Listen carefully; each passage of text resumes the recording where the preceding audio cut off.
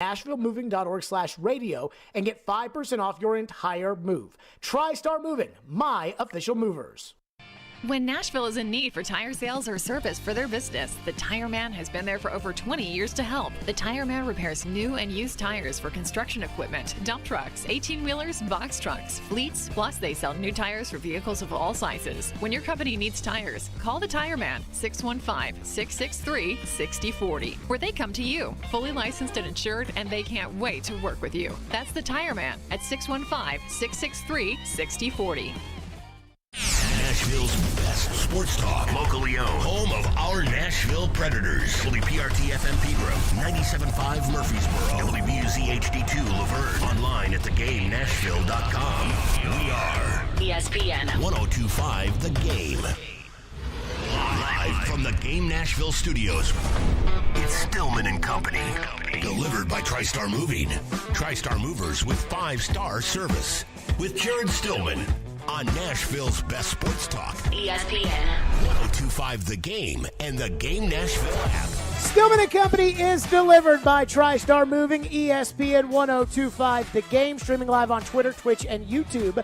Thanks to the law offices of Amanda Gentry. Caroline Fenton is here. Ian is here today. We have got a very big show. TD Power Hour, 3 o'clock. Tehran will be here. We'll get his thoughts on the Titans as they get set for the Dolphins. Jared versus Joe is today, and this is our last show of the year. So 2021 in the books. A lot has happened. Obviously, we started off the year on a very sad note for us internally that you would later learn about externally as far as Floyd was concerned. But we did pick up Caroline along the way, who we're very glad to have. Happy to be here. So we are super glad to have you as we rock and roll into the new year. We'll have the Music City Bowl tomorrow, and then we'll have the College Football Playoff on Friday. So this is our last show of the year. We should have gotten some party favors and, Those 2022 glasses, which I'm shocked that every year they find a way to make a year into glasses. But, they do it every year. They find a way.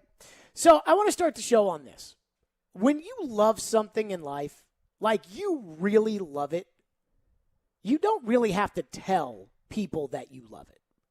If you're a gardener and all you do every weekend, every second that you have free is get out to the garden, most people in your life know, oh, he loves his gardening. So John Madden passes away yesterday.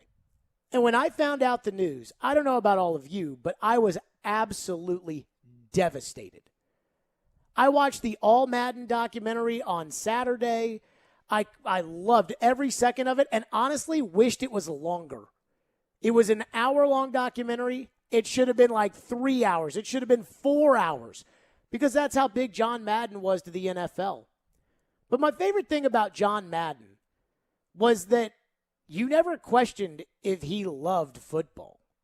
You never had to ask yourself, does John Madden love calling a Dallas-Green Bay game at 3:30 on a Sunday? You know the answer to that. And as we sit here in a society, in a world, where all we do is complain about things we don't like, and we're all guilty of it. We complain about people we don't like.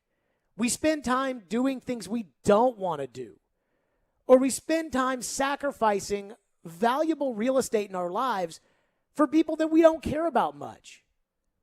I think about John Madden and the fact that you knew when John Madden was in that booth on a Sunday with Pat Summerall, that's where he wanted to be. You never have to ask yourself, did John love the game? You never had to ask yourself, did John love working with Pat? You never had to ask yourself, did John love Brett Favre? Did John love the hitting and the booms and the whap and everything else about football? You never had to ask yourself that because it was genuine. And all of that went through the TV to all of us. I looked at yesterday on Twitter, and I looked through every single famous football player, and almost everybody had a reaction and a statement to the passing of John Madden. Every network, CBS Sports, their chair had a statement because that's where Madden got his start with Pat Summerall. Fox Sports CEO Eric Shanks had a statement because that's where Madden and Summerall went in 1994 in order to launch NFL on Fox. ESPN's president had a statement because that's where Madden ended up going after the run with Summerall was over to Monday Night Football on ABC. And Al Michaels released a statement through NBC Sports, all 4 networks, which he called Super Bowls for. And you've already heard by now he's the only person to ever do that. You've heard all the statements. Jerry Jones saying that there's nobody who ever loved football more or who ever meant more to football. But that's not really what I think of when I think of John Madden and why I felt like I was so hurt last night hearing the news about John Madden. I was hurt because John Madden represents everything that is good about what you love in your life. A lot of you love football, but it's more than that. The thing about John Madden was when he sat in that booth and he sat next to Pat Summerall and James Brown would bring him in and it was a big game and you know the feeling, you know the smell, you know the sound, you know it all. What John Madden loved about football was the fact that it was all about competition at the highest level. It was about guys giving it their all. It was about players sacrificing for their team. It was about the big guys making the block, the big guy making a throw, the big guy making a catch, and, of course, the big guy making a tackle. Everything else was just all window dressing. Right now, we live in a society where people work jobs, but this is kind of what they do. It's like, yes, I work in pharmaceutical sales, but I don't really love it, and I make an okay wage, and But you don't want to be around that. You want to be around people that every single day, everything they do is for the love of what they're doing. That was John Madden. He just loved everything about the game that was pure. He loved a big hit. He loved a big game on the line, playoffs late. And you knew it. You didn't have to ask with John Madden. It's a big one. It's Dallas. It's San Francisco. It's Aikman. It's Steve Young. You didn't have to ask if John Madden wanted to be there. You knew. And I think that that's why a lot of us love football. In life, we talk about guys that are great. Like kids today, you get on Twitter, whatever, they say, this one's the GOAT. That one's the GOAT. This one's the... Calm down with all of that. Sometimes we overuse words. Perhaps I'm part of that problem. But John Madden was truly transcendent. When you think about the great players in sports, there's only a handful of them that will live on forever and ever and ever. Muhammad Ali will live on for forever. Michael Jordan, Babe Ruth, Tom Brady. I'm not here to knock anybody else, but there are great players that are going to end up in the Hall of Fame, but ultimately people will forget about them. That's not the case with John Madden. Your father knows John Madden. Your grandfather knows John Madden. Your great-grandfather knew John Madden. Your kids will play the John Madden video game. This will continue on for years and years and generations and generations. John Madden was a giant. He was every bit as impactful on his sport as some of the greats are on their sports. And the most important thing about John Madden, and it's something that we should all realize, is just because you didn't know him personally doesn't mean that you didn't have a relationship with John Madden. That's the one thing that I watched last night on NFL Network when they were reacting to the news before they put a John Madden documentary on, was every single person on the set had some relationship with John Madden. But they almost had to couch it with, I didn't know John very well, or I didn't know John. And I thought to myself, honestly, I don't need to hear from all the people who knew John Madden. We heard that in the documentary, and they'll bring people on. But I know how the people who knew John Madden felt because I felt like I knew John Madden. I had a relationship with John Madden. I had never met the man in my entire life. Crazy to say this, but I knew who John Madden was before I even started watching football. Because I used to watch a lot of baseball as a kid, and his, boom, tough acting, Tinactin commercials for Athlete's Foot were on all the time. I started playing Madden football video games. When I really got into football after that first year with the Titans in 99, I bought Madden 2001 because Eddie George was on the cover. John Madden called so many big games, so many big moments over the years. But he truly was transcendent, and we truly all felt like we knew John Madden. If you watch the All Madden documentary and you heard guys like Lawrence Taylor or Bill Belichick or Troy Aikman or Joe Buck or Tom Brady, you heard them talk about John Madden, Peter King, Roger Goodell, Al Michaels. Everything that they said about John, you kind of felt like you knew yourself. Because everybody did know John Madden, because he was authentic, and that's who he was. And so, while it's crazy to think like, I didn't really know John Madden, the answer is you did. You loved football. He loved football, and he helped garner your love for this sport. We love football here. John Madden, by my count, did a handful of Titans games over the years. Number one, Madden was always on either CBS when they had the NFC package before the Titans even existed, and then he went to Fox, who always had the NFC package, and honestly, the Titans didn't end up on Monday or Sunday Night Football too often. But when you knew that John Madden was calling a game, you not only knew that it was a big game, but there was something special about John Madden watching your team play and John Madden talking to the country about the things that he liked about your team. But I just keep thinking about our own individual relationships with John Madden. I was listening to Darren, Donick, and Chase today, and they were talking about how Darren had never interviewed John Madden. It doesn't matter. You knew John Madden. Listen to Peyton Manning, who actually did have a relationship with John Madden. This was in the early part of his retirement press conference after they had won the Super Bowl in Denver. And again, think about the generational ability that John Madden will have for forever to transcend through grandparents, parents, kids, grandchildren, great-grandchildren, you name it. This is what Peyton Manning said when he retired. Beginning of my time in Indy, the team's struggles were agonizing. My grandfather would call me weekly to ask if his favorite announcers, John Madden and Pat Summerall, would be broadcasting our game. Pawpaw, I'd say, we're only 2-8 right now. We're playing the 3-7 Bengals. Madden and Summerall don't broadcast those kinds of games. Fast forward to my second year when we had gotten things going a little bit. We were playing the Dallas Cowboys, including Troy Aikman, Emmitt Smith, Michael Irvin, and Deion Sanders. I called Pawpaw. Guess what? Madden and Summerall are broadcasting the game. He said, I can't believe it.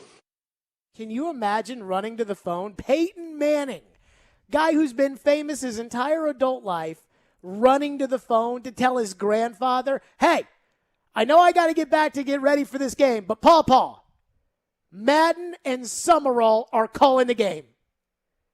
Because that's the relationship that he had with John Madden before he even knew John Madden. That was the relationship his family had with John Madden before he even knew John Madden. We all have a relationship like that with John Madden. There's not a lot of people that you can say that about. We all watched The Last Dance because we wanted to know what Michael Jordan was really like. But the truth with John Madden is the guy you saw on Sunday sitting there, Pat Summerall on the telestrator, that's who he was. And that's why you love football so much, because he loved football so much. John never had to tell you that you had to love football. John just exuded that love every single day. And because it was on TV, you saw it, it drew all of us in. CBS lost the NFL package in 1994. Fox took it. They had the NFC package. The NFC package is more valuable than the AFC package because the NFC has bigger cities. Dallas, the Giants, Washington, Los Angeles. They got bigger cities. The AFC, Pittsburgh, Cleveland, Baltimore, Tennessee, Indianapolis. It's just not the same. So Madden goes to Fox. CBS realized this was one of the biggest mistakes they ever made getting out of the football business. So they went out as soon as NBC didn't pay for the AFC, and they bought it back. And what did CBS learn? Don't let John Madden get away. That's why they pay Tony Romo $17 million a year. Because he's the top game analyst, and they can't let him get away because they let John Madden get away. NBC lost the AFC package. For years, they wanted to get back into football. They wanted it so bad. Finally, they got back into football with Sunday Night Football. What's the first thing they did? They went out and got John Madden. Because John Madden was instant credibility for what you were trying to build. Rupert Murdoch, who runs Fox and owns Fox, said that in the All Madden documentary. John Madden knew football. He loved football. You never had to question that. And I think it's only fitting that in the last game that he and Pat Summerall ever did together, which was Super Bowl 36, Tom Brady's first one against the Rams, as the Patriots are moving down the field to set up the game-winning kick for Adam Vinatieri, John Madden, and you can listen to his voice, and he basically foreshadows how special Tom Brady was going to be. This guy is really cool, though. I mean, I've been impressed watching Tom Brady on film and in television games and so on, but the way he's playing this game today, he has been very, very impressive with his calmness. He might as well have just said to the national TV audience, this guy is going to be special. And, of course, John Madden was right. So I don't know how everybody felt today because, again, we all had our own individual relationship with John Madden. But I know how I felt yesterday, and I was heartbroken when I heard of the loss of a true legend, one of the greatest broadcasters, if not the greatest broadcaster of all time, a great coach by all accounts in the Hall of Fame. And so I think it's okay to look back at your life and think about how John Madden meant to you, even if you didn't know him. Because you didn't need to know him to know what he was about. Everybody who does know him, we've heard, it's all the same things that you would think, because that's who John Madden was. 615-737-1025 is our phone number. We will take your thoughts, your feelings, your reactions with your relationship with John Madden, 615-737-1025. I did, off the top of my head, yesterday, I'll go ahead and tell the story. I texted Titans PR director Robbie Bourne, and I said, was the 2001 preseason game against the Rams, was that the first Madden and Summerall game that they did of the Titans? And he was like, I can't remember. They did a couple, whatever.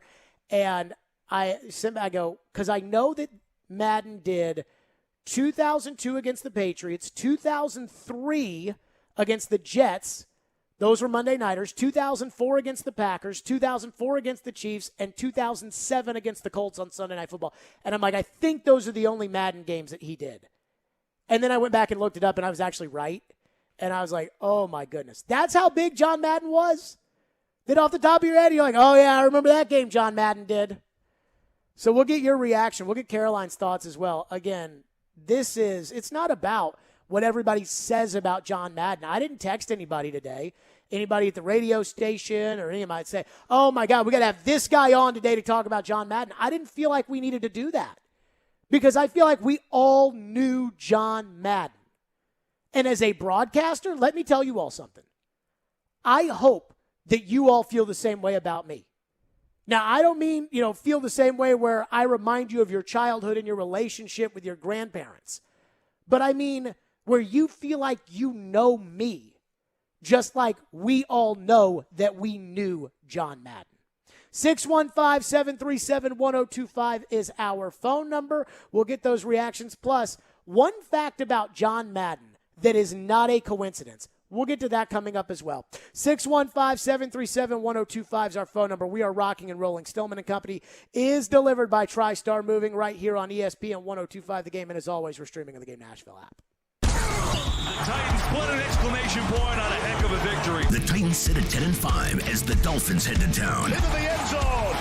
Touchdown, Dolphins. We have you covered on all the news. Talking about a team that has gone to an AFC title game, won the AFC South last year. You're on the verge of winning the AFC South again. As they look to wrap up the AFC South. You win the 2 games, you're the 2 seed no matter what. Keep it locked on Nashville's best sports talk. ESPN. 102.5 The Game and the Game Nashville app.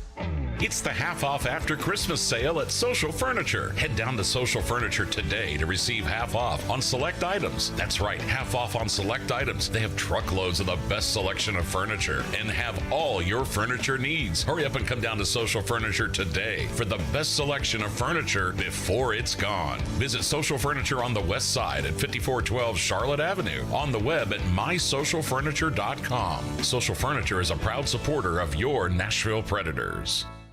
Treating erectile dysfunction with acoustic wave therapy has been getting a lot of attention lately. But you should know that some are promising results we just haven't seen and charging a lot of money for the treatments as well. This is Kim for the Tennessee Men's Clinic, and if you're looking at acoustic wave therapy or any option to help your ED, you really should call us first. Unlike wave therapy only clinics, the Tennessee Men's Clinic wave therapy protocols do use acoustic wave technology, but we also often combine it with other treatments that can give most of our patients far higher satisfaction rates. There is no surgery nor any type of invasive procedure required. And even better, depending on your treatment strategy and with our urologist and provider's guidance, you can likely have sex the day after your appointment. We even have other treatments that can help you last up to an hour. Plus, for a limited time, we're waiving our normal appointment charge, which includes a PSA and T test, and offering a free ultrasound, altogether nearly a $400 value, for free. So make an appointment today. Call 615-208-9090 or go to TennesseeMen'sClinic.com. Visit our website to learn more, including side effects, treatments, extra results vary. Hey, it's Chase McCabe. Get your payout before the game's out with BetMGM.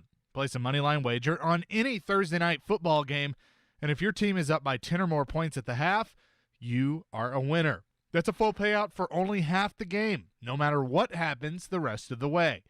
Simply go to your BetMGM account and opt in each week to the Thursday night halftime payout promotion. Want to continue wagering in the third quarter? Keep it rolling with BetMGM's extensive live betting options.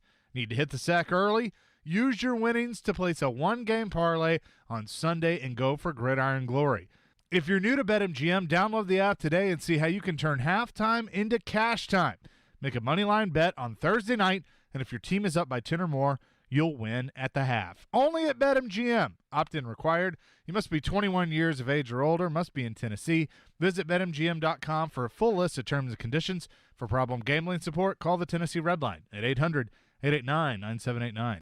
Hey, this is Jared, the owner of MTGRT.com. Has your lender discussed long-term and short-term total costs? Our goal with our clients is to ensure that they make the best decisions for their situation. Strong analysis ensures you're getting the right loan for you from the get-go. Let us help you make your dream home a reality. Text me on my personal cell today at 615-969-2257 or schedule a time for us to talk online at MTGRT.com.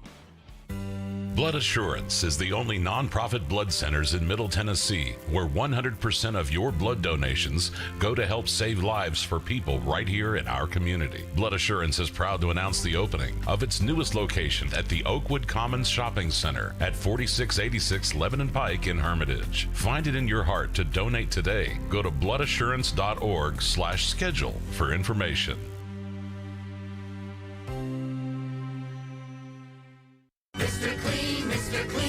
So a friend told me about Mr. Clean Magic Eraser, and his exact words were, "It changed my life." I used to spend a ridiculous amount of time trying to remove tomato sauce from inside our microwave and soap scum off the bathtub. It's like seriously magic, and my secret weapon for cleaning the kitchen, bathroom, doors, and walls, and even keeping my sneakers clean. Mr. Clean Magic Eraser. Greatest invention ever. Mr. Clean, Mr. Clean, Mr. Clean. Mr. Clean Magic Eraser, the unicorn of cleaning. If you've missed any of today's show, just search Stillman and Company on Apple, Spotify, or your favorite podcast platform. Wow, that was something. When I hear that stuff, it makes me realize that what I didn't realize probably. And for some reason, when you talk about the great quarterbacks in the league, you don't talk about Steve McNair, but he is one of them. And he is also a very tough guy. He has bad ribs. He has a bad toe. He hasn't practiced. He doesn't practice all week. Comes out here and plays the game. But not only does he play the game, he takes the whole offense on his shoulder. This is an amazing guy. But this is going to be a physical game. That's what Jeff Fisher said last night. He said, we play physical, they play physical, and that's what this one's going to be all about. Talk about, defense, number one against the run, number one against it. When you need good defense right now to win the game, to get into playoffs, that's good defense. And that's what the Titans need right now.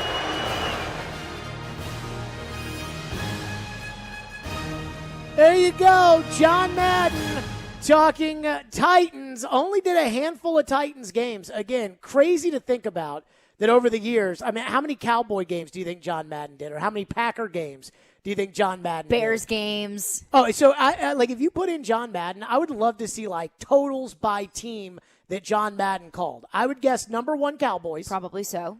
Number 2, 49ers. Because remember, this was right there, the Montana, Young, that is true. Kind of right in there. 3, Packers.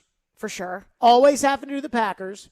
Then throw in all the other NFC East teams because they play the Cowboys. Right. And because at certain points, Washington was good. The Giants with Lawrence Taylor, Phil Simms, they were good. The Eagles, Randall Cunningham, they were good.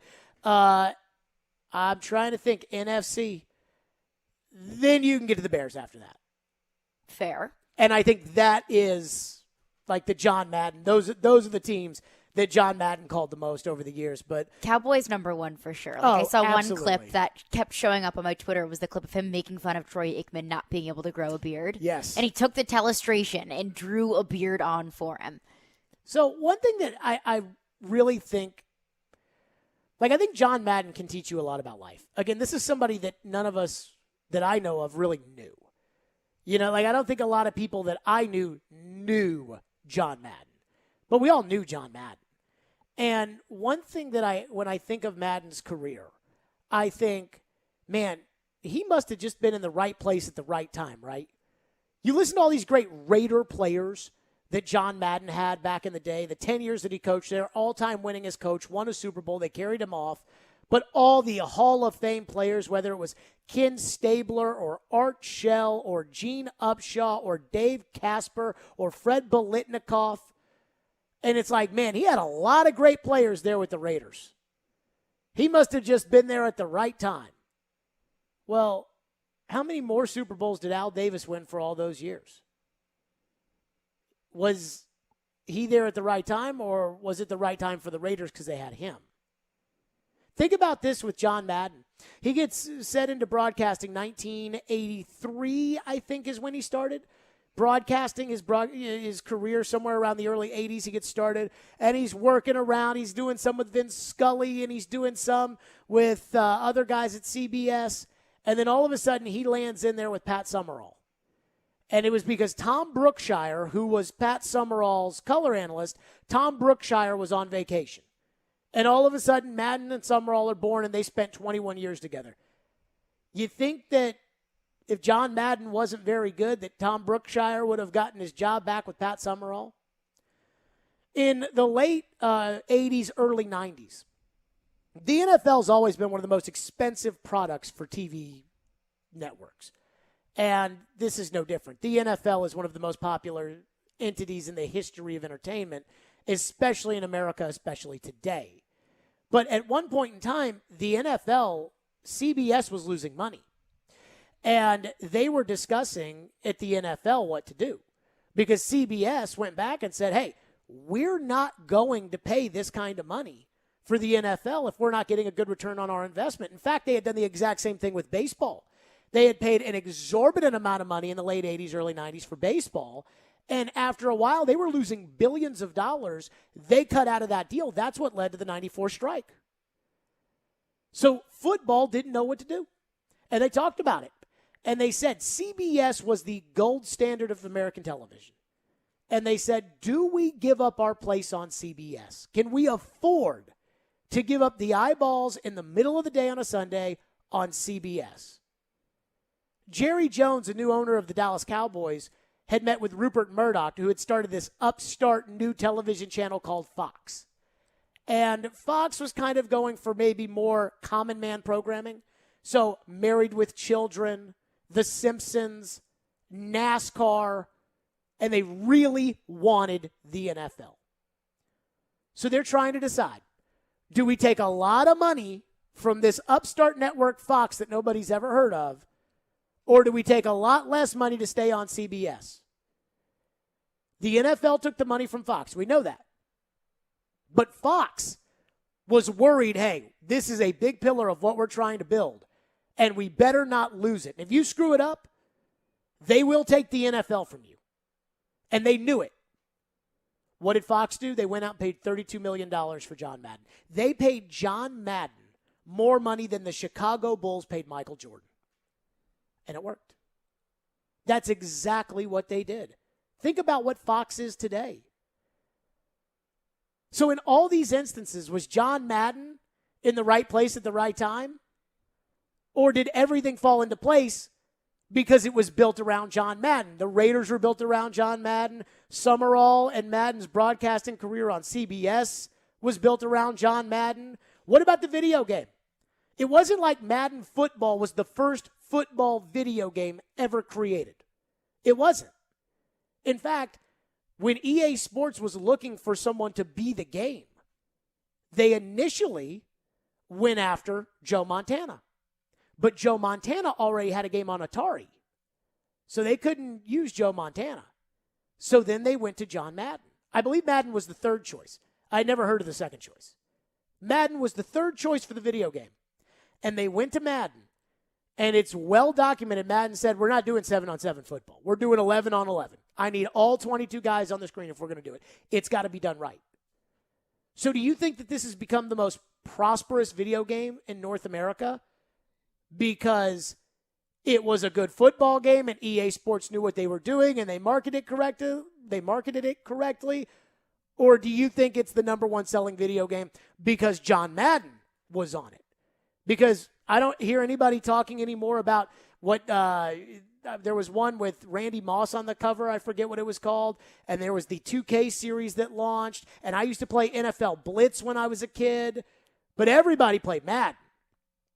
And now everybody plays Madden. And back then everybody played Madden. So it wasn't like Madden was the first broadcaster. He just happened to be the best. It wasn't that Madden was the first coach. He just happened to be the best. And it wasn't that his video game was the first video game. He just happened to be the best. And I think this is the thing that I think we should take away from when it comes to John Madden's life, which is a lot of times you look at your circumstances and you think to yourself, man, this bad luck happened to me. If I had had this and this hadn't happened, this would have been, well, was it all good luck for John Madden? Doesn't seem like it was all good luck for John Madden. Caroline, your thoughts as I have just bloviated for 32 minutes on John Madden. Well, I think that you hit on something that is so key about why he is such a legend, because it doesn't matter how old you are. There's every single generation at this point knows and appreciates and loves John Madden for different things. An older generation may know him as a coach, you may know him as a broadcaster, you may know him for the video game. But in all of those, I think John Madden was so beloved by so many people because it felt like his number one priority was making the everyman feel like they were part of the game. Mm-hmm. When he was a broadcaster, he didn't use super technical words. He was fun, and he was authentic, and he was genuine, and it really made you feel like you were watching or listening to or talking to your friend or your dad or your grandpa. And then Madden, the video game, comes along, and every single person had the opportunity to be an NFL player, to be an NFL coach, to really be a part of the game. And I think that Madden, the video game, was so key in getting young fans into football because you got to be a part of it.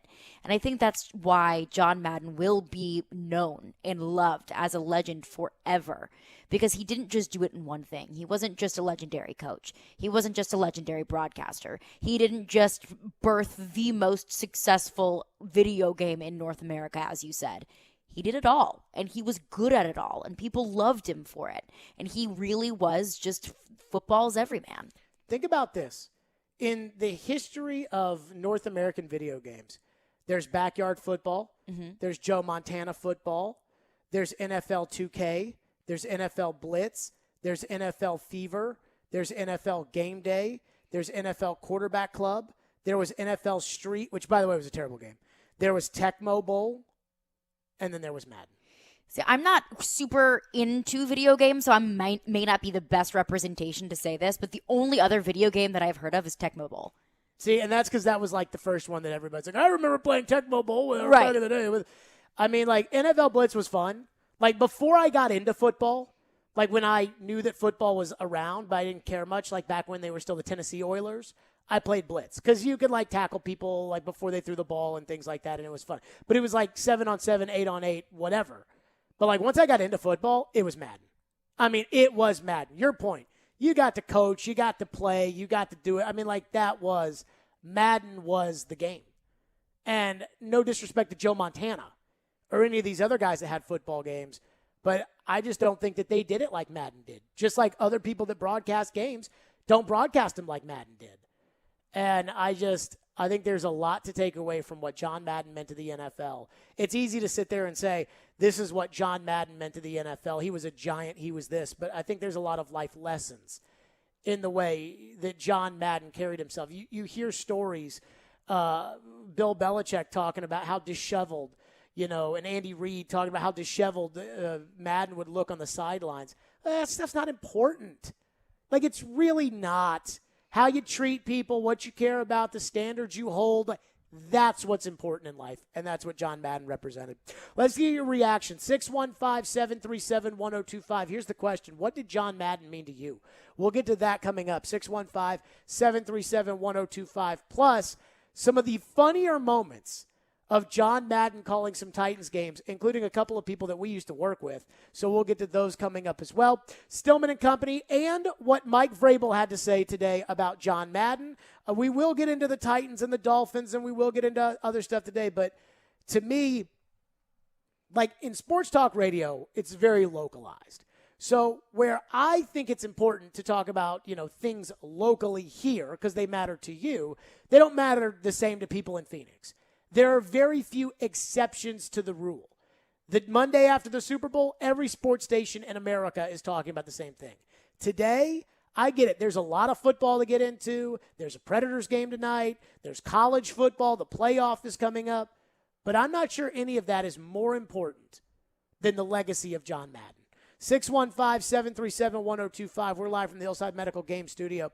ESPN, The Game Nashville, and Newton Motor Group have teamed up this holiday season with Souls for Souls to help children in Middle Tennessee with Souls for Music City. Souls for Souls works with our schools and community partners to deliver new shoes to kids who need them most. Newton Motor Group will be making a donation to Souls for Souls for every test drive at any of Newton Motor Group's 4 locations. Help us achieve our goal of getting shoes to 100 kids in Nashville experiencing homelessness. For more information and to donate, visit theGameNashville.com/shoes. Tonight.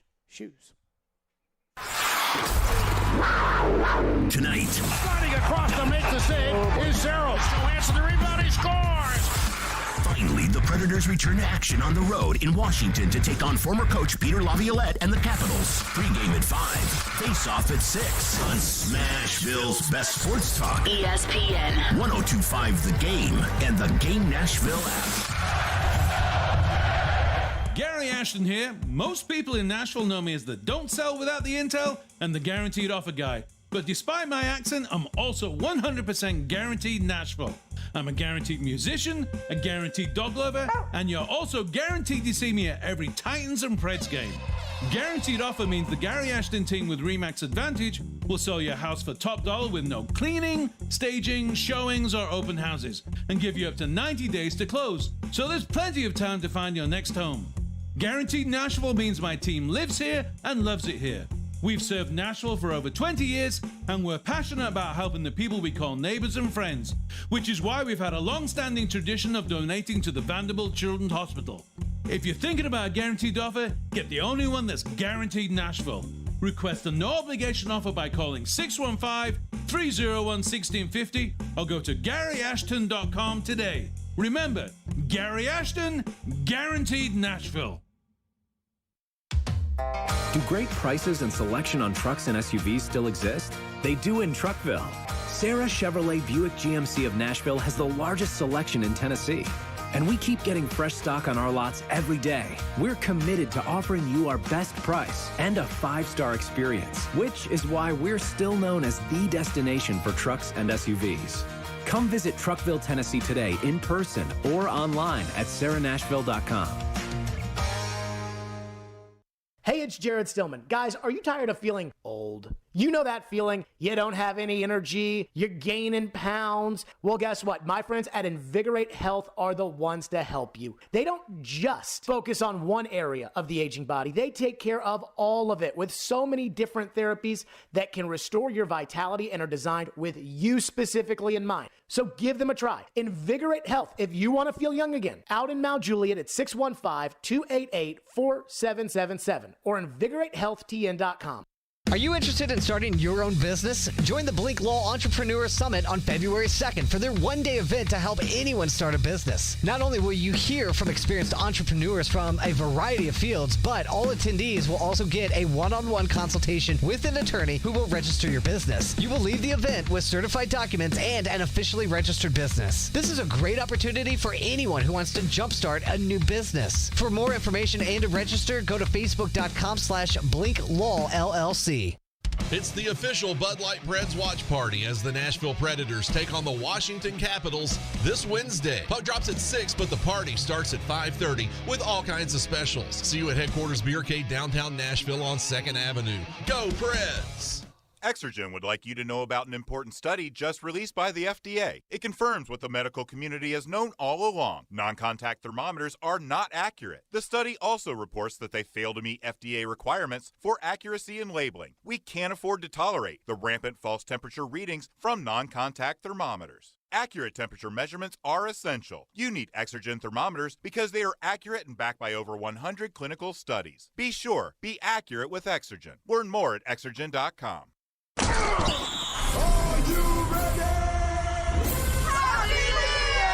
Alabama versus Cincinnati. Leonard Taylor, touchdown Cincinnati. Michigan versus Georgia. To the end zone, Kearis Jackson has got it. Your exclusive home for the college football playoff semifinals on New Year's Eve is ESPN 102.5 The Game, 94.9, and the Game Nashville app. Brought to you locally by 312 Pizza Company in Shermantown.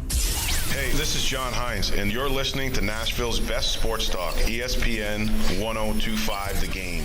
Personally, very saddened, disappointed. Coach Madden was, I got to be a part of this small subcommittee just for a brief amount of time. And he would always send text messages of encouragement, and I found that to be really refreshing. Helped me personally, after losses or things that you second guess. I would also say that something that was extremely important to him was the care that the former players received, and that was a huge mission of his through that subcommittee, was finding ways to make the game better, but safer, and also continue to take care of those former players because he loved his players. And that was evident in the way that they played for him. So, hopefully we can carry on that legacy that he had of trying to take care of, those former players that he loved so dearly. There you go. That was Mike Vrabel today talking about John Madden and sending his condolences from the Titans organization. I mean, I read all of those yesterday. All the people that were talking about what a legend John Madden was, what John Madden meant to them, things of that magnitude. I did promise your phone, 615-737-1025 is our phone number, and our phone lines are driven by WilsonCountyHyundai.com. Chris Sanders will join us in just a little bit. We'll get his thoughts on that as well. What do we have in our text line to kick us off? One texter texts into the text line and says, I wasn't really into football by the time John Madden retired off air, but I still know his voice, and I love it dearly. So I think there's going to be a lot of this where there's, for me, the thought of somebody that didn't watch John Madden call games is like, what? Like, I can't believe it. But you know what's funny is when somebody passes away who was a legend and then they retire and then there's 10, 15, 20 years and then they pass away, there's a lot of people that don't ever remember that guy. I remember when John Ward passed away, the longtime legendary voice of the Vols. And I knew there were a lot of people that don't remember when John Ward called UT football. And it's crazy to think about. If you're 52 years old, it's crazy to think of the idea of somebody not knowing that John Ward called UT football. But if you're 25 years old, You probably never remembered John Ward calling UT football. Madden was different. Like, Madden was different. That's why I thought it was crazy when they showed everybody that sat down, to do the interview. Whenever you have a big documentary and you have big names in the documentary, you always show early on, like, clips of all those people sitting down. And it's like they did it in the All Madden documentary where you saw Lawrence Taylor, you saw Troy Aikman, you saw Brett Favre, you saw Joe Montana, you saw Tom Brady, you saw Bill Belichick, you saw Joe Buck, you saw Al Michaels, you saw Roger Goodell, like all these people. You see Lamar Jackson. And like, what's Lamar Jackson going to do talking about John Madden? And he talked about finally being able to be the cover athlete for Madden football. Which is one of the biggest honors in the NFL now. Which is insane. It's wild. And so that is something that really makes John Madden transcendent. Like, if you didn't watch Michael Jordan play, you know who Michael Jordan is. Tom Brady will be the same way. Aaron Rodgers won't be.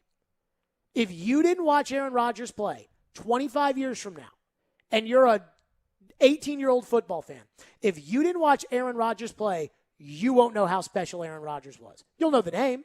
You'll know that he was good. But you won't know, like you'll know with Brady, Michael, Babe Ruth. You won't know. You will with Madden. And I think that's pretty incredible. What else we got? Another texter texts in and says, so many people on social media talk about broadcasters that they don't like, but nobody didn't like John Madden. That's pretty incredible, right? Like, I heard what Al Michaels had to say today about the fact that how in society can 99.5% of people love one guy. And I'm like, that's pretty incredible. Takes a pretty special person. I think the other thing, too, is that the people that worked with John Madden, whether it was Richie Zionitz, the CBS Fox producer, those people, the way they talked about John Madden, there's a lot there. I listened to his eulogy a couple years ago. He gave a eulogy when Pat Summerall passed away. And he talked about how on Thanksgiving they would have a Thanksgiving dinner for all the Fox crew. Because, all these people are working away from their families and things like that. And, like, that's the kind of guy Madden was, Madden and Summerall. That's what they were.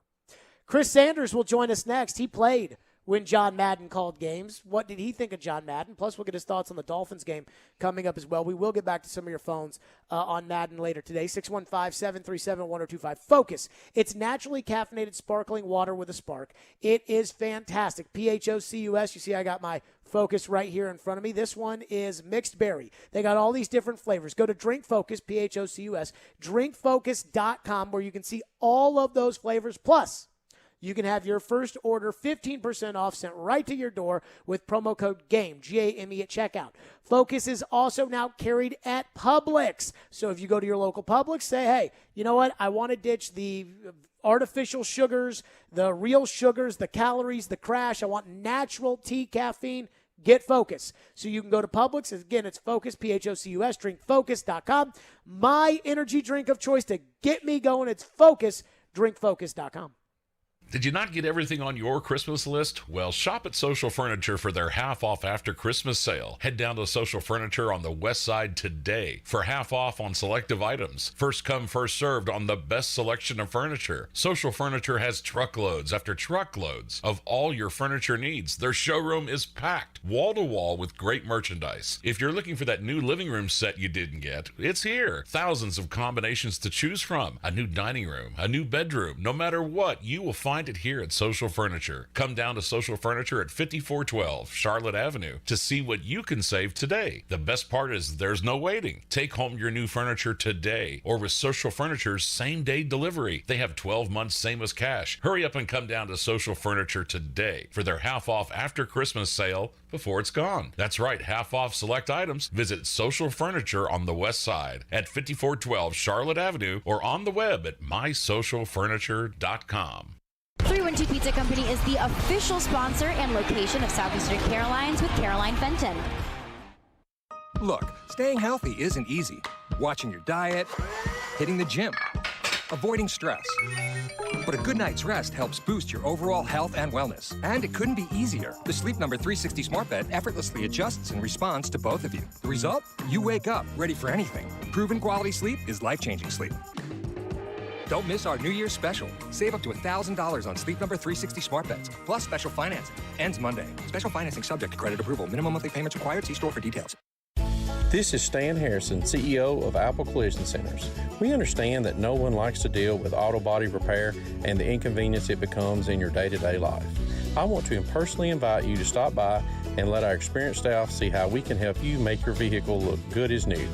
Apple Collision Center has 3 convenient locations, Old Hickory, Hendersonville, and Gallatin, ready to serve you. Come by and see us or visit us online at applecollisioncenters.com.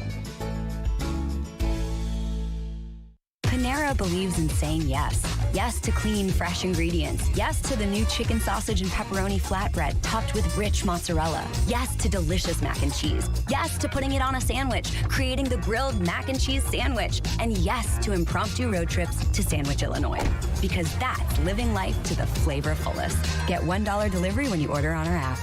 Panera. Live your yes. Pricing and product availability may vary. Visit PaneraBread.com. Stillman and Company is on. Delivered by TriStar Moving. Stillman and Company, as we all mourn the passing of John Madden today. The Titans do have a big one on Sunday against Miami. Former Titans receiver Chris Sanders joins us on the program. So, Chris, you played back in the era of John Madden. Not sure how many Oilers games John Madden did when you played. He did one preseason game and one regular season game as a Titan when you were there. Obviously, you were in the other conference. But what were your thoughts last night when you heard the news of the passing of John Madden? Man, it was a sad day, but I learned a lot from him. And I'm not just saying this because he passed away, but I put a quote on one of my mirrors that really helped me in my life. It says this. It says, self-praise is for losers.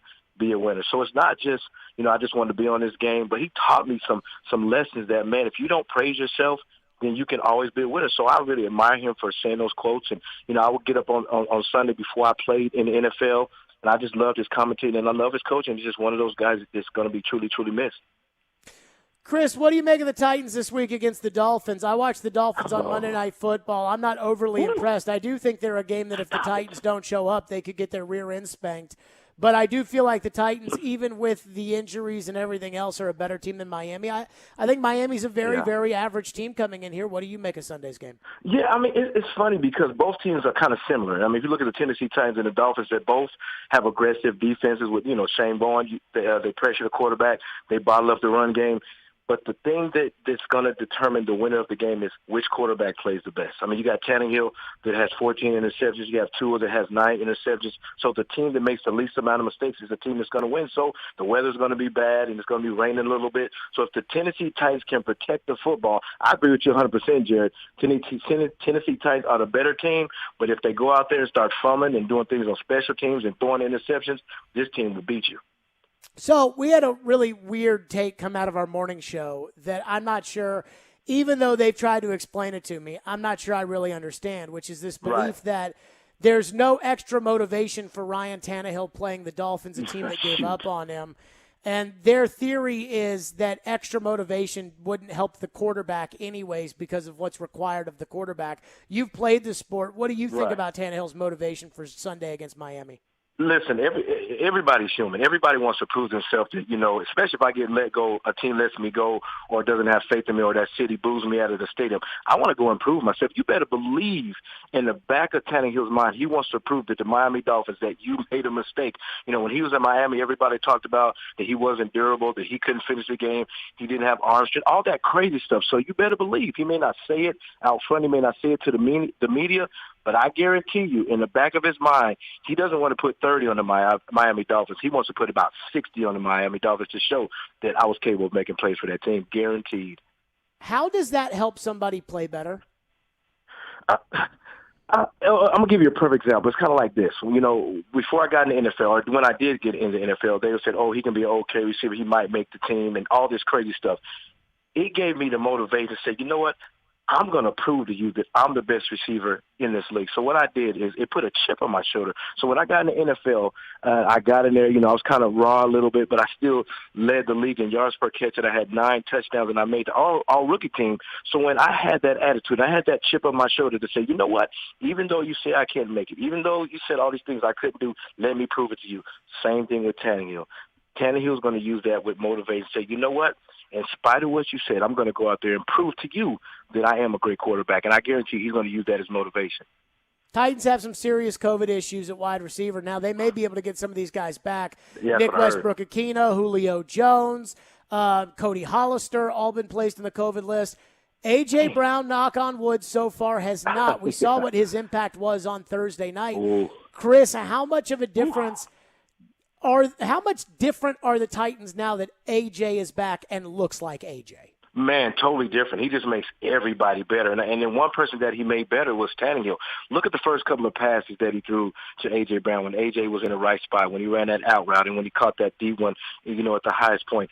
Look at Tannehill's body language. His body language was totally different from the past, 3 or 4 games because his confidence was built because he made that one pass in the end zone to really build his confidence. So, with A.J. Brown being out there, it just has that security blanket to say, you know what, wherever I throw the ball, I can trust that A.J. Brown is going to be there. And the good thing about A.J. Brown, everybody knows that he caught 11 passes for 145 in the touchdown. But here's the kicker, and everybody's been talking about this. 8 of those passes were caught on third down. So what does that tell you? That's money down. And if it's money down, I'm going to my money player. But you got to believe, though, going forward, Chris Sanders, our guest, that yes. other teams, they're not going to let the Titans just throw the ball to A.J. I was a little surprised with how San Francisco defended him. Were you? Their secondary was terrible. Their secondary, no disrespect. I hate Sanders, but that was a bad secondary. They had 3 or 4 of their starters out. They had a rookie starting at left corner. So, yeah, you're supposed to do that. A.J. Brown's a big-time receiver. He's big. He's physical. He's great after the yards per catch. You're supposed to do that. When I was with the Tennessee Titans in 1999, when we played against the Cincinnati Bengals, their secondary was awful. So we're supposed to beat them on D-routes. We're supposed to catch the curls because we're better than you. That's exactly what we saw with A.J. Brown. A.J. Brown displayed to their secondary that I understand that you guys are hurt. I understand that there's some new guys. I understand that you're a rookie, but guess what? I'm better than you, and that's exactly what we saw against the 49ers. Hats and T-shirts on the line with a victory on Sunday. How big of a deal is that to the Titans going in there knowing that they can clinch? And with a win on Sunday, they're probably going to end up as the 2 seed in the AFC. I think Mike Vrabel is doing a great job by really not talking about it, and he always talks about we just got to go out there and do our job. But everybody knows what's at stake and in line with the AFC South. If they just go out there and do their job and play their type of football and not play with pressure, because if you start thinking about, if we lose this game, or if this is going to happen, then it builds pressure, it builds anxiety, and you don't want to play like that. You just want to go out there and say, okay, this is just another game. I know that sounds kind of cliche and coach talk, but at the end of the day, if you start playing with pressure, then that's when the mistakes happen. We saw that against Pittsburgh. We saw that against the Jets because they were playing with pressure and said, okay, this team is terrible, whatever. But if they just go out there and play their game, don't make mistakes, don't put the ball in Tannehill's hands, let the defense swarm Tua, I think the Tennessee Titans can definitely be successful. Chris Sanders, as always, he'll be with us on the pregame show Sunday starting at 9:30. Chris, appreciate you. Happy New Year. Appreciate you, man. Thank you so much, bro. Yep, Chris Sanders joining us on the program, Titans and Dolphins. TD in the on-deck circle with the TD Power Hour. But have you heard this? We got to discuss this when Joe comes on for Jerry versus Joe, which apparently he changed I have his it. flight. It's written down. But, these guys in the morning, they just don't believe that motivation matters at the quarterback position. Just because Tannehill has a little extra pep in this step for this game doesn't mean that he discredits or prepares any less for any other game. It's not saying that. It's just saying that any human being, it's just a natural thing that if somebody doubted you and you are now going against them, you got a little fire underneath you. It's just natural. Here's what I think motivation equals. Mental focus. Life is all about priorities. You cannot mentally focus on 2 things at once. Multitasking is not a real thing. You literally are either doing something or you're not doing it. Now, you can do one thing and then switch to another thing and then switch to another thing, and you can call that multitasking, but that's not really a thing. If your mind, the way the human brain works, is you're focused on one thing while you're doing that one thing, which leads me to mental focus. Life's all about priorities. Go back to John Madden. You could tell what was a priority to him. Calling the game. That was a priority to John Madden. You notice John Madden didn't go on TV and call games and talk about, my video game is so great, go buy it. No, he didn't do that. His focus was on the game. And so with all things in life, think about your own job. There are some days that you focus more. And that's what this does. That's why Michael Jordan used all these wild slights. George Karl didn't come over and say hi to me at dinner because it allowed him to mentally lock in on what he was supposed to do. And I don't get how quarterback is any different than any other sport in any other position. So those guys, I just think they're crazy. TD will join us next for the TD Power Hour. His thoughts on the Dolphins and on John Madden as well. We'll get to TD coming up next. Hey, when the Preds have a weekday game this season, it's your chance to participate in Preds Pick to Click, brought to you by New Amsterdam Vodka. If you guess a Preds player that scores a goal in the game that night, you'll win a pair of tickets to a future Preds home game. Next chance to participate tomorrow morning at 8:45 a.m. TD is next. It's ESPN 102.5 The Game. The voice of reason. Now, you may say, well, a quarterback is more important than a running back. That's fine. You can say whatever you want. The voice of the fan. Even if we have to develop him while he's playing, I just want a boring first-round pick. The voice of Nashville sports is your home of Nashville's best sports talk. ESPN 102.5 The Game and the Game Nashville app. ElectronicExpress.com. We make it happen. Barlines and the Omni Hotel, one of Nashville's favorite downtown destinations, gets raving reviews from the locals. Live music, great food, and a favorite spot to watch your Nashville Predators on any of the 22 big screen TVs. And great food is an understatement. How about award-winning hot wings, Nashville hot chicken sandwiches, smoked brisket tacos, and in-house homemade pimento cheese sandwiches. Barlines, an official Predators preferred watch party location, 1 block from Bridgestone in the Omni Nashville Hotel. Hi, I'm Emmitt Smith, Pro Football Hall of Famer and 3-time champion. Pro Football's all-time leading rusher Emmitt Smith talks about joint pain. Trust me, I know about joint pain. Sure, I made it look easy, but if my body could speak, it would say, I'm in pain. Are you living with chronic joint pain? Knees, hips, lower back, shoulders? Don't just assume the old treatments are the only treatments. I've gone under the knife to get rid of pain, but now there are options, and you need to check them out. Emmitt's talking about QC Kinetics, exciting new natural biologic therapies that can repair and restore damaged tissue in your joints. New options, now available here. You can encourage your body to actually heal itself with the help of QC Kinetics. Real relief with no surgery, no drugs, no downtime. Call the local medical professionals at QC Kinetics for regenerative restorative treatments with lasting relief. But now, you and I, we have help. QC Kinetics. Call QC Kinetics, 615-249-4024. That's 615-249-4024. QC Kinetics, 249-4024.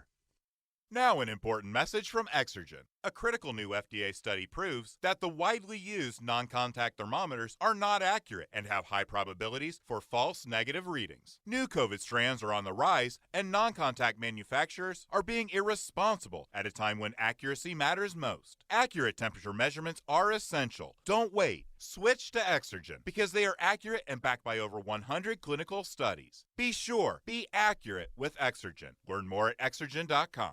Didn't get what you wanted for Christmas this year? Never fear. Hi-Fi Buys is here, and we have it in stock. We plan months in advance for our legendary After Christmas sale, and this year is no exception. We made special purchases ahead of supply chain shortages and huge price increases. Of course, some prices have risen, but we made sure you can still get the quality you want at a price you can live with. Come see the incredible After Christmas deals on 4K, 8K, OLED TVs and projectors, special event pricing on surround receivers, speakers, soundbars, subwoofers, wireless streaming components, and much more. High-quality brands such as Sony, Denon, Klipsch, Definitive Technology, Golden Ear, and more. High-performance brands, Macintosh, Wilson Audio, Bowers & Wilkins, Martin Logan. Get over to Hi-Fi Buy's After Christmas sale. Showroom on Nolansville Road, or visit HiFiBuysNashville.com. Manufacturers that prohibit discounting excluded. With just one spray of Microban 24, your hard surfaces are sanitized for up to 24 hours. Touch after touch after touch. So 6 hours from now? Still sanitized. 12 hours? Yep. 18 hours. We're really doing this. 24 hours. When used as directed, one spray of Microban keeps killing 99.9% of bacteria touch after touch for, up to 24 hours. Wow. Microban 24. The sanitizer 4 out of 5 doctors would use in their own homes. So why aren't you? Boys and Girls Clubs of Middle Tennessee ensures children and teens, especially those who need us most, are ready to read, ready for class, ready to graduate, ready for their career, and ready to serve the community. You can support local youth and their great futures by donating at bgcmt.org. Nashville's best sports talk. Locally owned. Home of our Nashville Predators. WPRT-FM Pegram. 97.5 Murfreesboro. WBUZ HD2 Laverne. Online at thegamenashville.com. We are ESPN 102.5 The Game. Live from the Game Nashville studios, it's Stillman and Company. Delivered by TriStar Moving. TriStar Movers with 5-star service. With Jared Stillman on Nashville's best sports talk. ESPN 102.5 The Game and the Game Nashville app. Stillman and Company is delivered by TriStar Moving. ESPN 102.5 The Game, streaming live on Twitter, Twitch, and YouTube. Thanks to the law offices of Amanda Gentry. TD is here, the TD Power Hour, presented by FreedomTireGuys.com and Craneworks and RentalWorks. FreedomTireGuys.com, Nashville's premier mobile tire company, online at FreedomTireGuys.com. Craneworks and RentalWorks, your source for crane and equipment rental. Visit Craneworks.com. TD, always good to see you, always good to have you today on a day earlier than normal because we got the Music City Bowl for the holiday as well. But I want to start on a sad note. Obviously, John Madden passing away, the legend himself passing away last night, just a couple of days after the release of All Madden, the documentary on John Madden. Spent 21 years with Fox, spent all those years as a broadcaster with CBS, ABC, NBC, of course, Hall of Fame coach with the Raiders. And I was talking earlier today that I felt like everybody kind of felt like they knew John Madden, and everybody had a relationship with John Madden, even if they didn't physically know him. So I just want to open the floor for you and kind of your thoughts yesterday when you heard the news about Coach Madden. Yeah, no doubt about it, man. It was terrible news. It was unexpected. And, you know, when I think of Coach Madden, I'll go back, man. I was playing Madden in 93, 92, you know what I mean? Way back in the day where they used to have the ambulance would come on the field and run the guys over and put them on a stretcher and take them off, man. That was a fun game, and just to see just how that football game has made so many people love the sport itself. This sport owes a lot to John Madden just because of how popular he's helped make it. And, I mean, like for me, you know, once everything expanded into more playbooks and things like that, you know, that helped me kind of develop my love for the X's and O's and just seeing how things happen on the football field. So not to mention all the times where, you know, he would call games, man. If he was calling a game, you knew it was the real deal. You knew that was the game of the week. You know what I mean? And it's a shame that he's not going to be around, you know, to see any more football. And I thought it was really cool that Coach Vrabel said that, you know, Coach Madden would still send him texts and things like that, words of encouragement. So even when he wasn't fully integrated and involved in the game, he was still having an impact. I mean, it just from everything that I've seen and heard, and it kind of raised my eyebrows too when Vrabel talked about the fact that on that subcommittee about former players that Madden was a part of it, and he'd get text messages of encouragement from John Madden, that John Madden, everything that you saw about John Madden, the football guy, was who he was. That's why I'm like, I hear all these guys that knew Madden that are, you know, doing interviews or were a part of the documentary. And it's not like Al Michaels, who shared a booth with him for 8 years, has said anything about John Madden that we didn't know. I mean, he was football.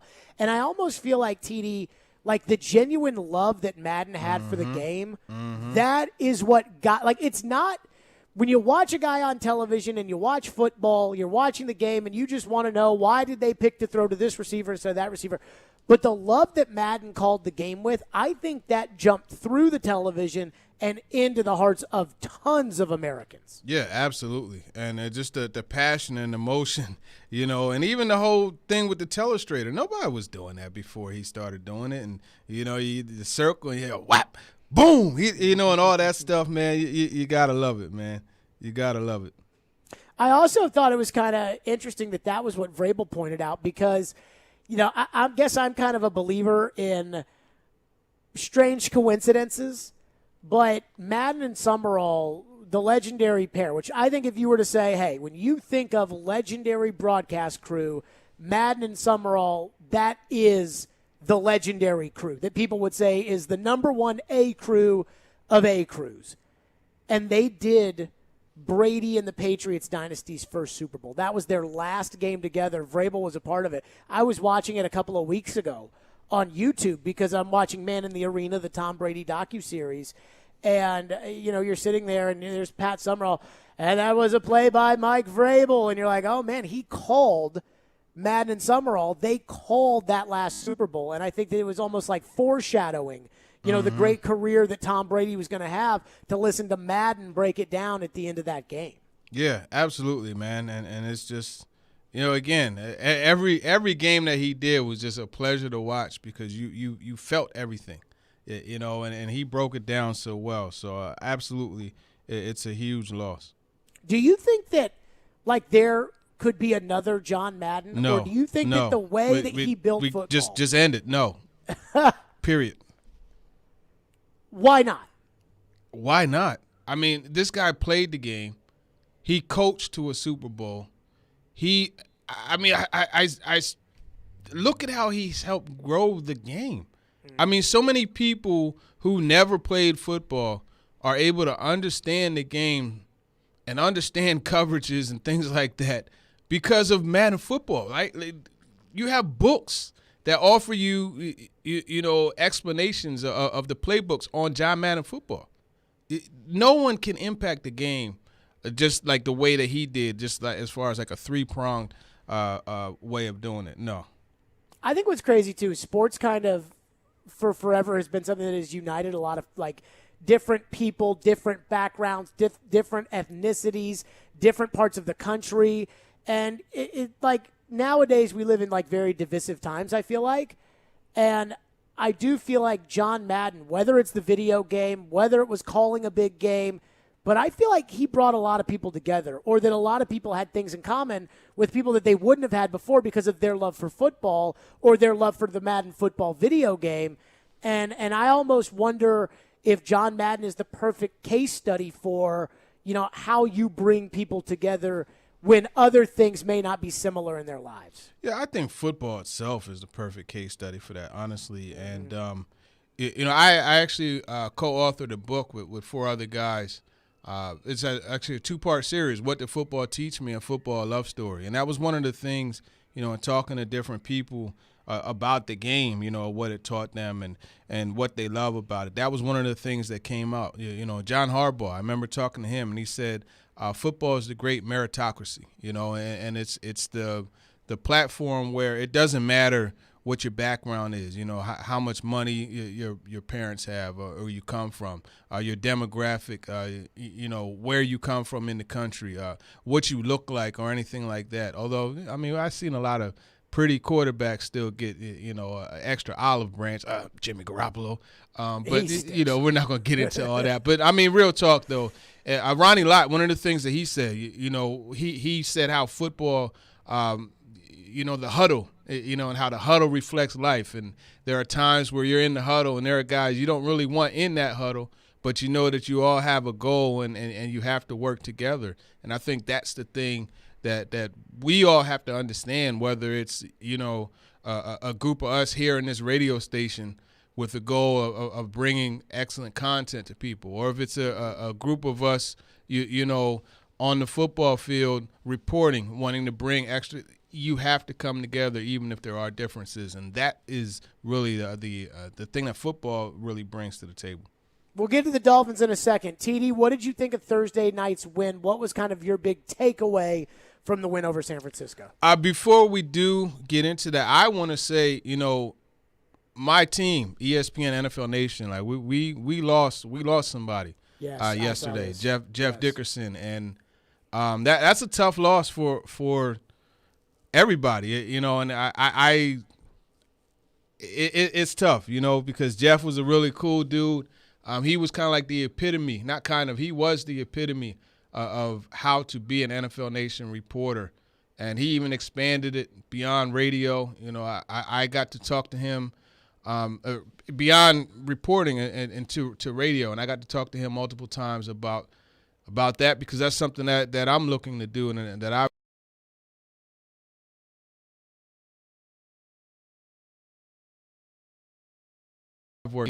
keeping his family in the prayers. You know, his son, an 11-year-old son. Exactly. His son Parker's 11 years old, and he lost both parents to cancer. And we're not talking about a long time apart. We're talking about within 2 years. So definitely wanted to, do that. As far as this game is concerned, this past Thursday, man, A.J. Brown, that's really all you can mention. And it was just amazing to me just how different of a quarterback Ryan Tannehill is with his guy back in the lineup, and 8 out of 11 receptions were on third down. It just happened to be the most receptions on third down in a game since the stat was tracked in 1978. AJ said, when I asked him about that, he said it because it's the money down, and just seeing Tannehill and that offense really come to life in that second half, that's really the story of it. But at the same time, the defense did some really special things too.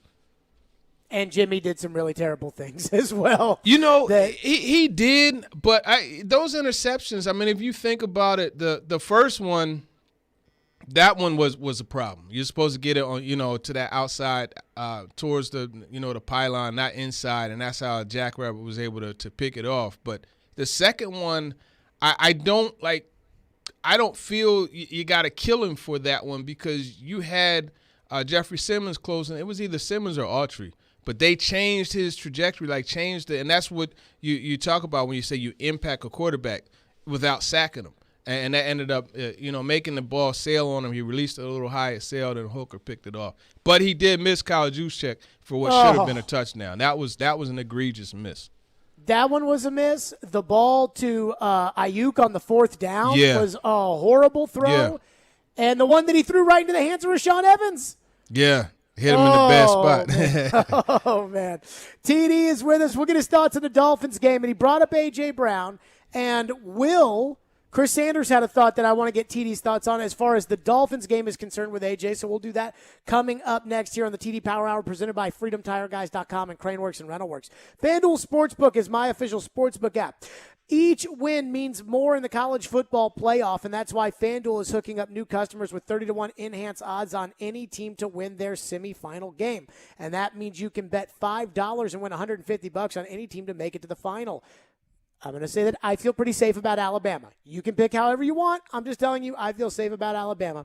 Just sign up with FanDuel Sportsbook app using the promo code JGM to make a deposit and claim your 30-1 enhanced odds. There's no better way to bet the college football playoff than with the America's #1 sportsbook app. It's a simple and easy-to-use app, and when you win, FanDuel will pay your winnings in as little as 2 hours. Already a FanDuel Sportsbook user, FanDuel is hooking up all customers with $50 when you refer a friend. Plus, your friend will get $50 too. Don't miss your chance to win $150 on a $5 bet during the college football playoff. Again, that's promo code JGM to get 30-1 odds. 21 and older and present in Tennessee. New users only. $10 first deposit required. Must wager in a designated offer market. Max bonus $150. Bonus for Tennessee users fulfilled in site credit within 72 hours. Tennessee site credit expires 14 days after receipt. Restrictions apply. See full terms at sportsbook.fanduel.com. Gambling problem? Call the Tennessee Red Line 1-800-889-9789. It's game day in Nashville. Roman Yossi wraps it up with a shootout. Roman Yossi and the Predators are back after an extended break to try to continue their winning streak against Peter Laviolette and the Capitals. Getting a win is huge for confidence, huge for our team. Pre-game coverage begins at 5 on Smashville's best sports talk. ESPN. 102.5 The Game and the Game Nashville app. Need more hires in the new year? Check out Indeed. With Instant Match, you'll receive a list of quality candidates when you sponsor a job. Visit Indeed.com/credit. Hose and Belting Specialties in Murfreesboro is your local source for hydraulic, air, water, and chemical hoses, along with conveyor, timing, and metric belt needs. They stock metric fittings for both air and hydraulic applications. Hose and Belting Specialties stocks Parker hydraulic hoses and fittings, Goodyear ContiTech industrial hoses, and V-belts, just to name a few of their lines. For any of your industrial needs, call 615-895-HOSE. 615-895-HOSE. Zines First is the official sign company for 102.5 The Game. Go to sfnash.com. Yes, Miss Tubbs. No problem. I'll call someone about the plumbing. One of Beatrice's properties needs a new superintendent. The custodial team is not... Someone with handyman superpowers and a concierge alter ego. Does anyone know any good electricians near Parkville? Indeed can help her hire great people fast. I need Indeed. Indeed you do. Instant Match instantly connects you with quality candidates whose resumes on Indeed match your sponsored job description.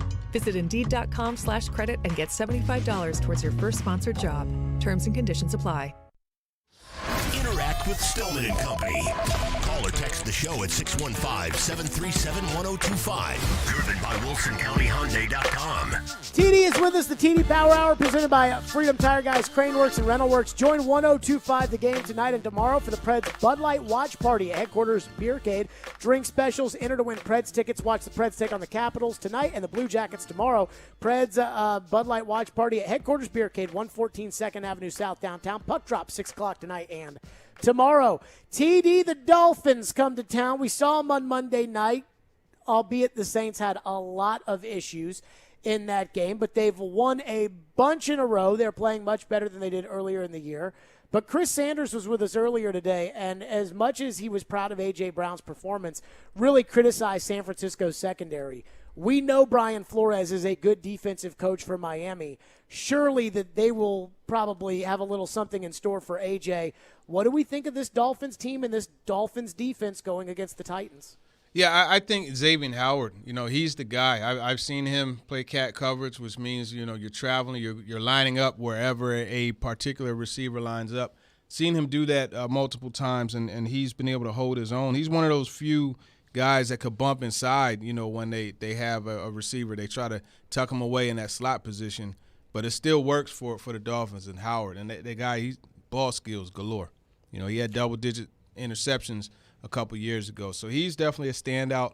I like the matchup against Byron Jones, but I will say the size-on-size thing will be interesting.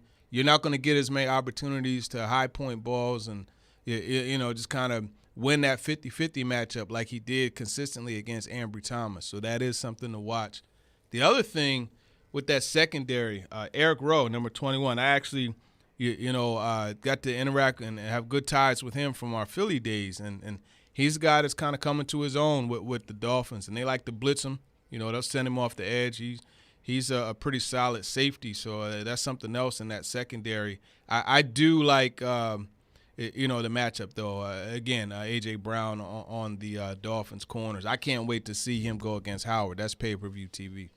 What do you think about the Dolphins as a whole? I mean, obviously they're red hot, but who they've beaten – it's a bunch of Jets, Giants, Panthers, Texans, that New Orleans team that was out there Monday. And yet they are right there in the thick of the playoff hunt. Yeah, I mean, I think the first thing that stands out is just the fact that despite losing 7 games, they did not lose the locker room. That's a testament to Brian Flores and what he's been able to do as a coach. Now, if you watch them, they've managed to find ways to get pressure, and they attack the quarterback.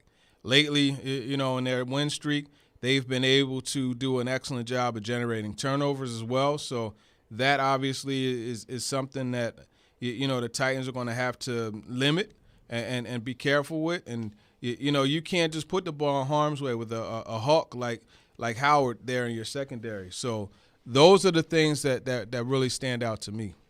What do you make of the Dolphins' run defense? Because we saw the Titans run the ball incredibly well against the Steelers, and then they did get some good runs against the 49ers, but it was not like it had been the week before. We know Derrick Henry's going to be out. We know they're going to want to run the ball with Foreman and McNichols.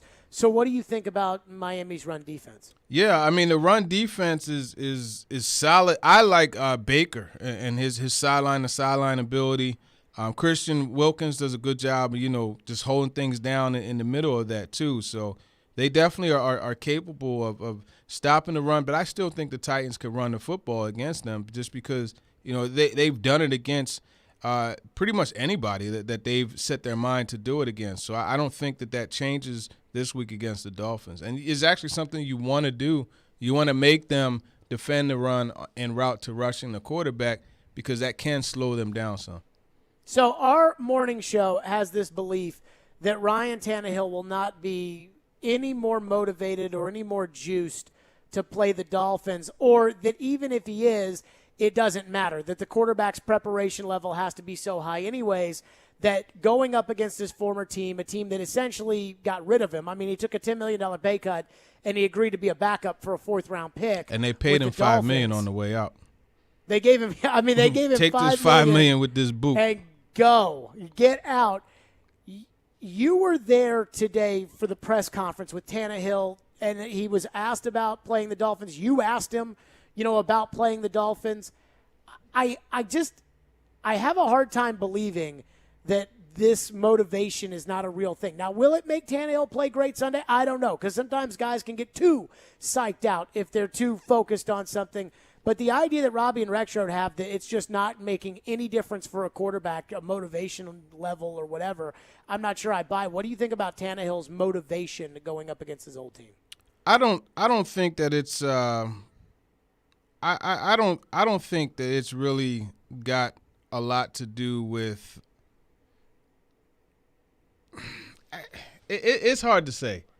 Because, I mean, obviously, you're going to be pumped up to go against your team, your former team. I don't think that's something that we need to discuss. But whether it makes a true difference, like, is it going to make them prepare any harder? I don't believe it will. I really don't. So that's not something that, I buy into. I think, end of the day, he understands the task in front of him. And more importantly, this is an opportunity for him to help his team that he's on now clinch the division title. See, I thought your question to him was actually pretty funny from the sense that he's got the chance not only to get a division title and get a hat and a T-shirt, but he's got a chance to knock them out too. Yeah. And I think there is going to be something to that. I do think that with elite-level athletes, and Tannehill is an elite-level athlete.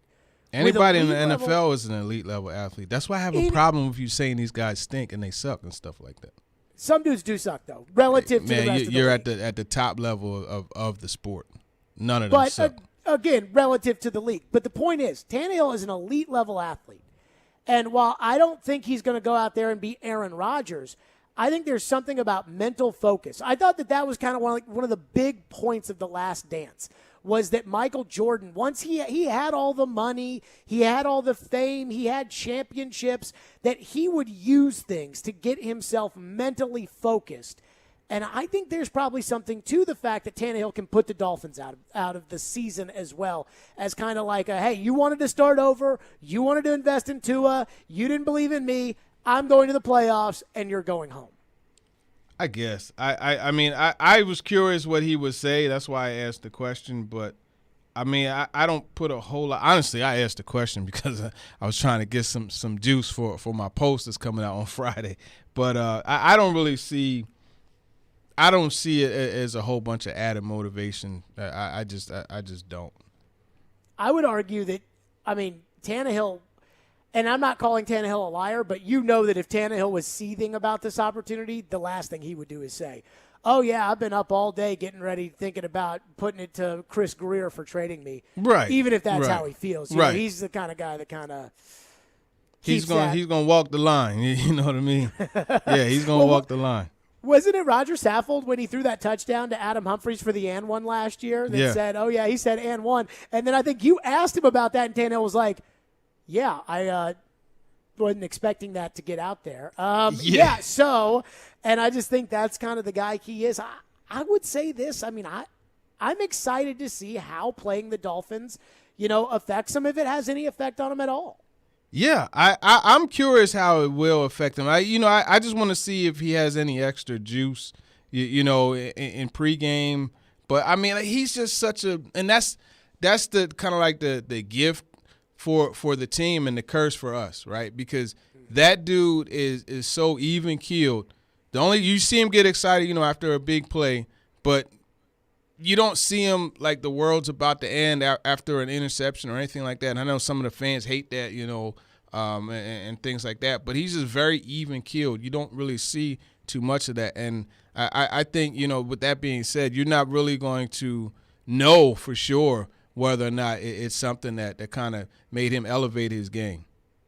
Get your questions in for TD. We'll take them at the end of the hour, as we always do, 615-737-1025, which is our phone number. Coming up next, the playoffs. A win for the Titans puts them in. The Titans are most likely to make the playoffs anyways. In fact, they can clinch without a win this weekend. But what do we make of the possible matchups as the rest of the AFC is starting to unfold in front of us? TD will give us his thoughts on those. 615-737-1025 is our phone number. Invigorate Health, they are the exclusive carriers of semaglutide. What's semaglutide? A lot of you are going to be starting your new year off wanting to lose weight. And the best way to do that, other than things you've probably already tried, is semaglutide. It's a breakthrough drug that has been around for forever for diabetic patients, but it has now been approved for weight loss by the FDA. Men's Health Magazine says that it is the breakthrough that can help people gain healthy years of life. That's right, semaglutide, it helps you keep your appetite in check. And I have talked with my doctors about whether or not it is safe, and they tell me it is a great drug. Semaglutide, again, is FDA approved, and it is carried exclusively by Invigorate Health. Invigorate Health has 2 area locations, one in Franklin, coming very, very soon, and one in Mount Juliet as well. You can visit Invigorate Health at InvigorateHealthTN.com, or you can give them a call, 615-288-4777. That's Invigorate Health. Again, 615 is the area code, 288-4777, or InvigorateHealthTN.com.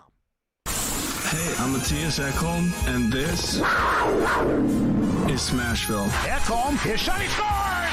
Matthias Ekholm gets the Predators' third of the night. You're listening to the flagship of the Nashville Predators radio network, ESPN 102.5, The Game. Peloton is bringing so much new for the new year. With the Peloton Bike, you get access to new classes and new artist series. Punch up your power with Peloton Boxing. Work out to your favorite music with 100-plus artist series classes. For a limited time, experience it all with the $550 value offer on the Peloton Bike, including $300 off the bike, plus free setup and delivery. A $250 value. Terms apply. 312 Pizza Company is Nashville's authentic Chicago pizzeria, and they're now hiring. Work for a family-owned business and be a part of their incredible team. 312 Pizza Company is hiring for all positions, including host, waitstaff, bartenders, cooks, and more. 312 Pizza Company offers health insurance and paid time off to full-time employees. Contact Kimberly at 615-730-7888 or email at contact@312pizzaco.com. 312 is an equal opportunity employer. Middle Tennessee, you can count on an award-winning service team for all your home maintenance and improvement needs. Lee Company, we're A+ rated with the Better Business Bureau and trusted by thousands of homeowners in our community. Our team is ready to assist with all your home maintenance projects, heating and air conditioning, plumbing, electrical, appliance service, and more. Experience the convenience of calling one phone number for all your home maintenance needs. Call Lee Company today at 615-567-1000 or visit leecompany.com. Get the gifts you really wanted at the Electronic Express huge after Christmas sale. Big savings with up to 50% off in every department. 4K TVs, computers, gaming, speakers and headphones, smart home, housewares, and more. That's not all. Get your kitchen ready for the new year with up to 40% off all your appliance needs. Plus, buy now, pay later with up to 36 months free financing. Shop the huge after Christmas sale at Electronic Express. We make it happen. Panera believes in saying yes.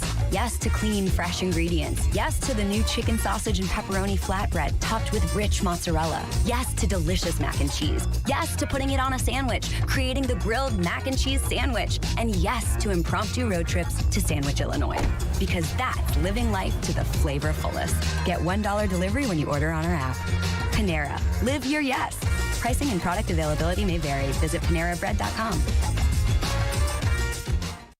Boomba's Craft Pizza and Tap House invites you to join them for all this year's college football bowl game and playoff action. Bama, Cincy, Georgia, or Michigan, who will win it all? Boomba's has countless big screen TVs and a huge video wall to watch it all go down. Enjoy their 2-time award-winning best pizza in America, featured on the Food Network, and 100% crafted for you. Wash it all down with their award-winning happy hour with $2 Boom Brews and select domestic pints. Locations in Bellevue, Murfreesboro, Spring Hill, and East Nashville. Pizza, beer, sports. See you there, Nashville.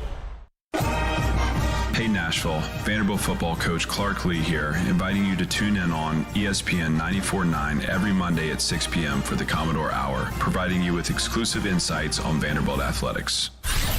Hey Nashville, it's Max Kellerman, and you're listening to Nashville's best sports talk, ESPN 102.5 The Game.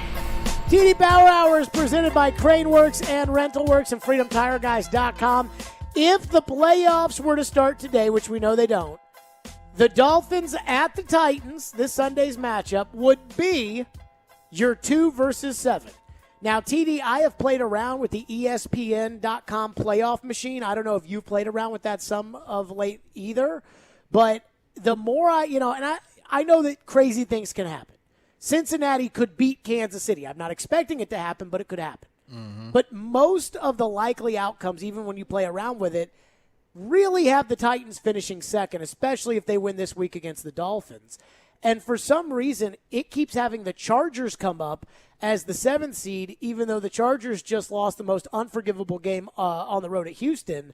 And I keep messing around with it. There's a chance it could be the Ravens. There's a chance it could be the Dolphins. There's a chance it could be a lot of different teams that the Titans play in the first round.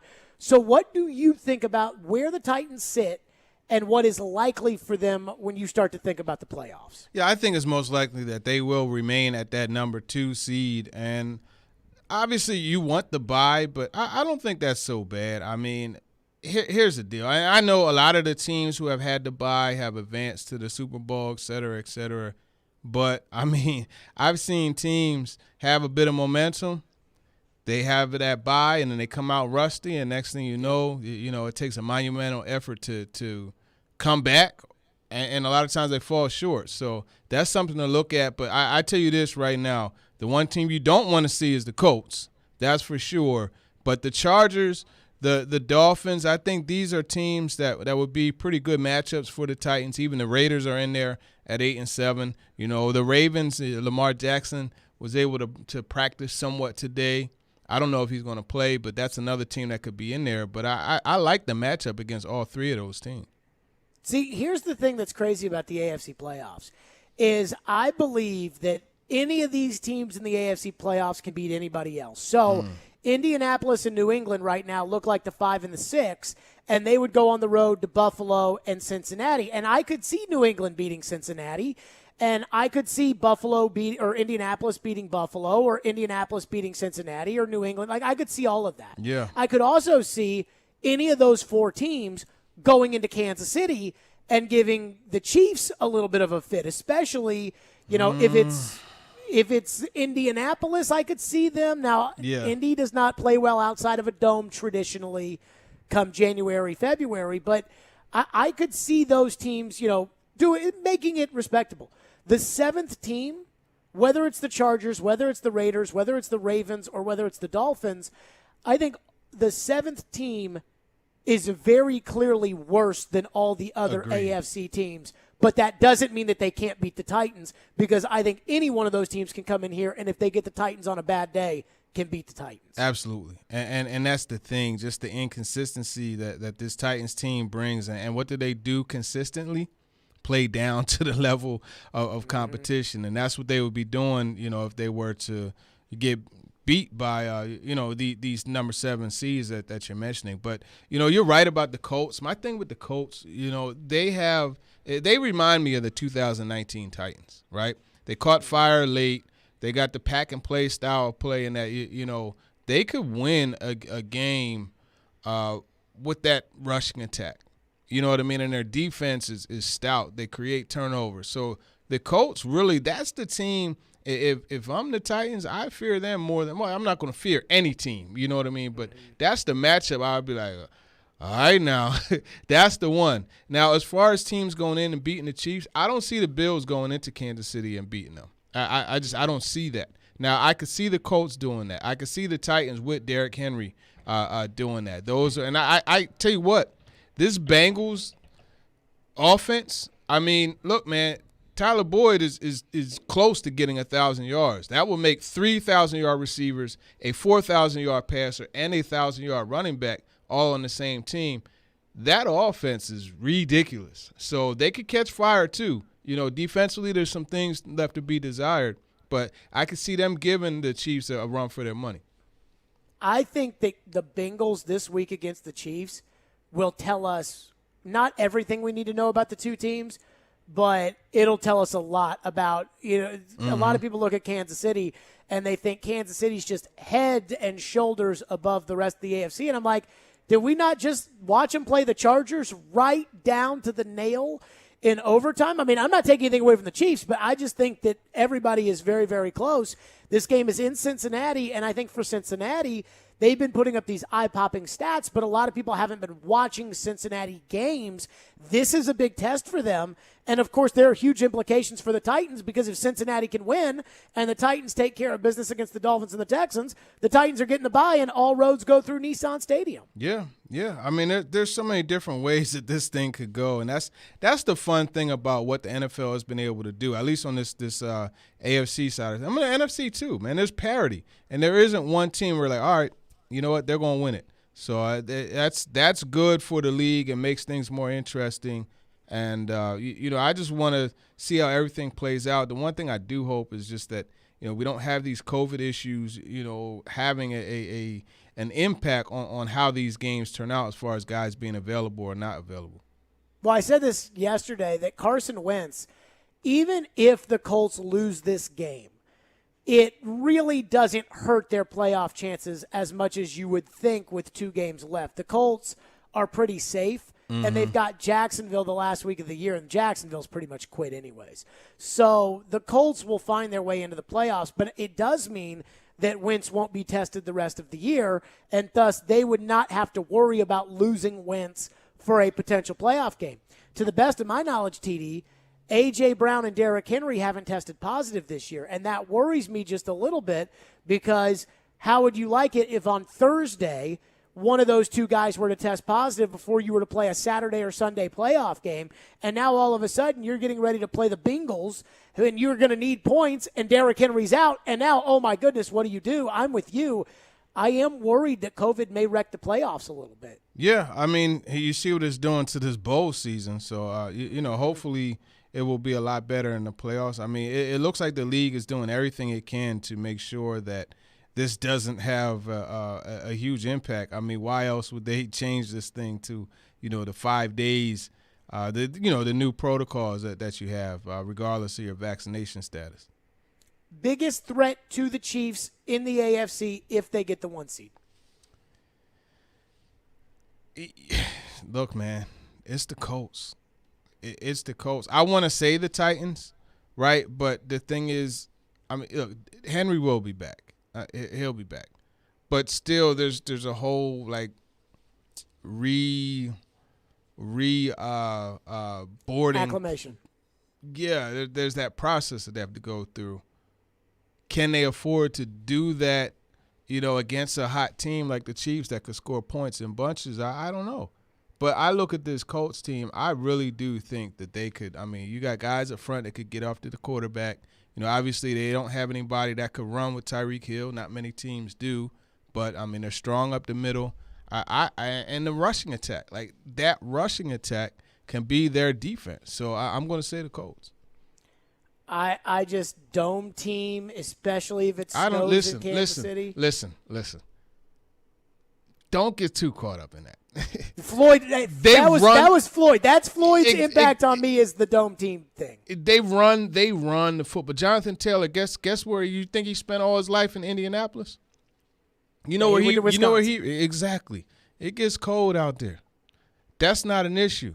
The best guard in the world,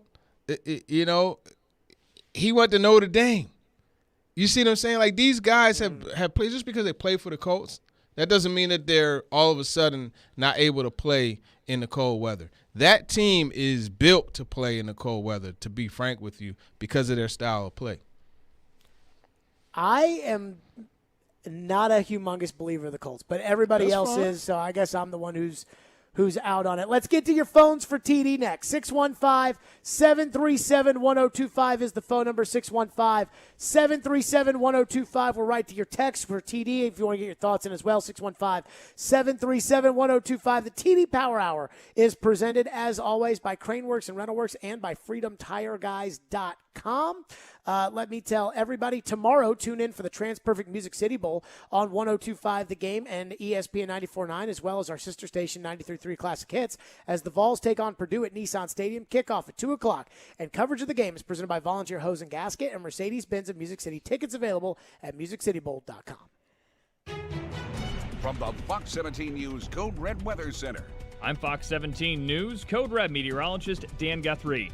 Strong to severe storms will be possible this afternoon, mainly between 3 p.m. and 10 p.m., so make sure you stay weather aware and have multiple ways to get weather alerts.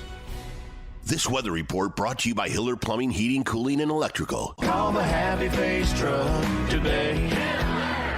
Need more hires in the new year? Check out Indeed. With Instant Match, you'll receive a list of quality candidates when you sponsor a job. Visit Indeed.com/credit.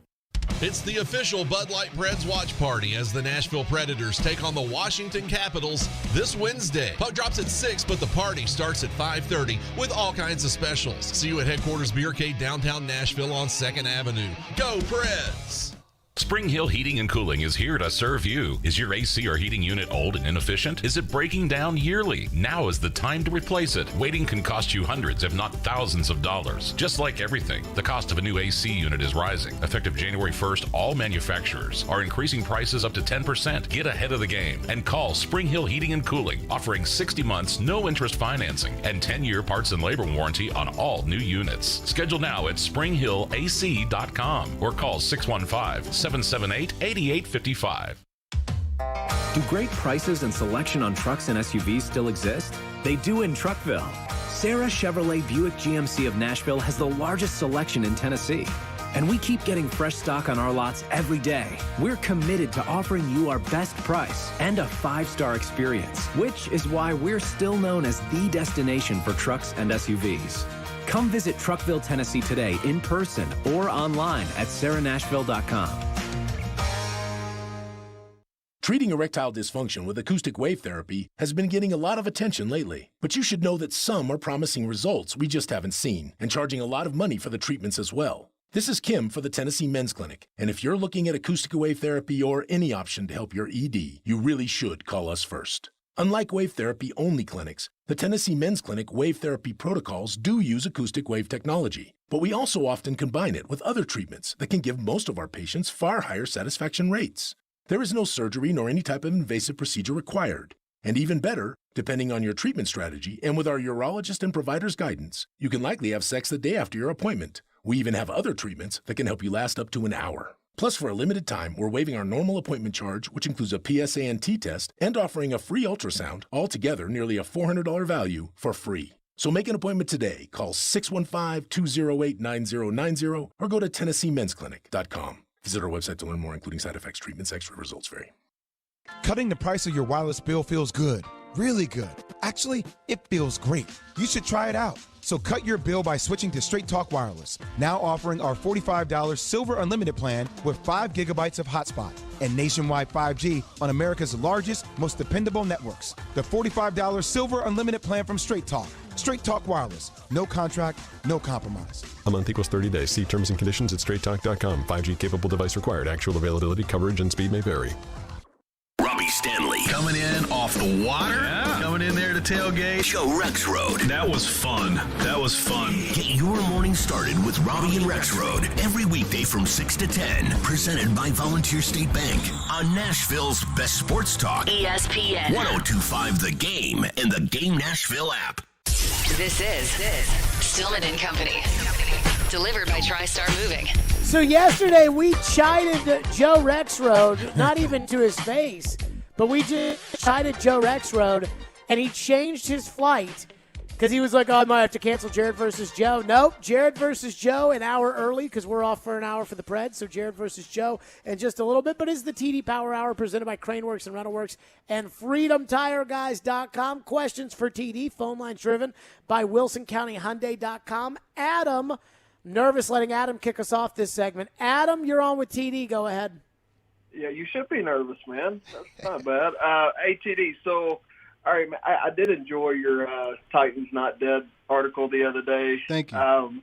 Man, so I got a problem with Jared Stillman, man. I keep calling in.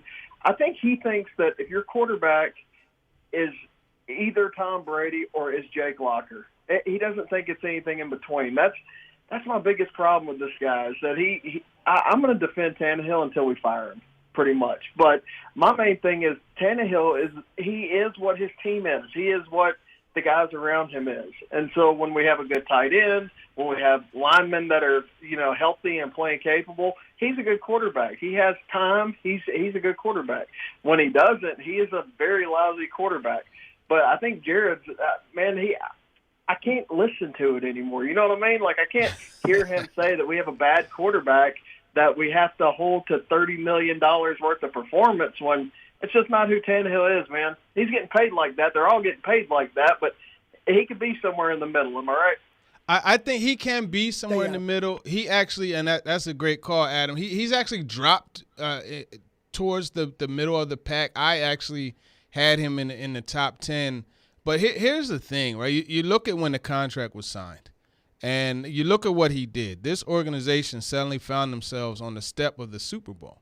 And obviously so much of that had to do with Derrick Henry, but Tannehill helped balance that out. And the going rate for a quarterback that you could win the Super Bowl with, not because of, but with, is pretty much where Tannehill is being paid. So I'm not going to hold his salary against him. This team has found ways to bring in players and add to it, and Adam is 100% right. He's as good as the surrounding cast, and that's why you suddenly saw him with A.J. Brown in the lineup. You suddenly saw him just kind of show that ability that he showed in 2019 and 2020. Is he perfect? No. I mean, I have a problem with pocket presence. I have a problem with it, at times not recognizing blitzes. I have a problem with sometimes holding on to the football. I have a problem with accuracy at times. I mean, these are all things that, have to improve. But you know what I like about him?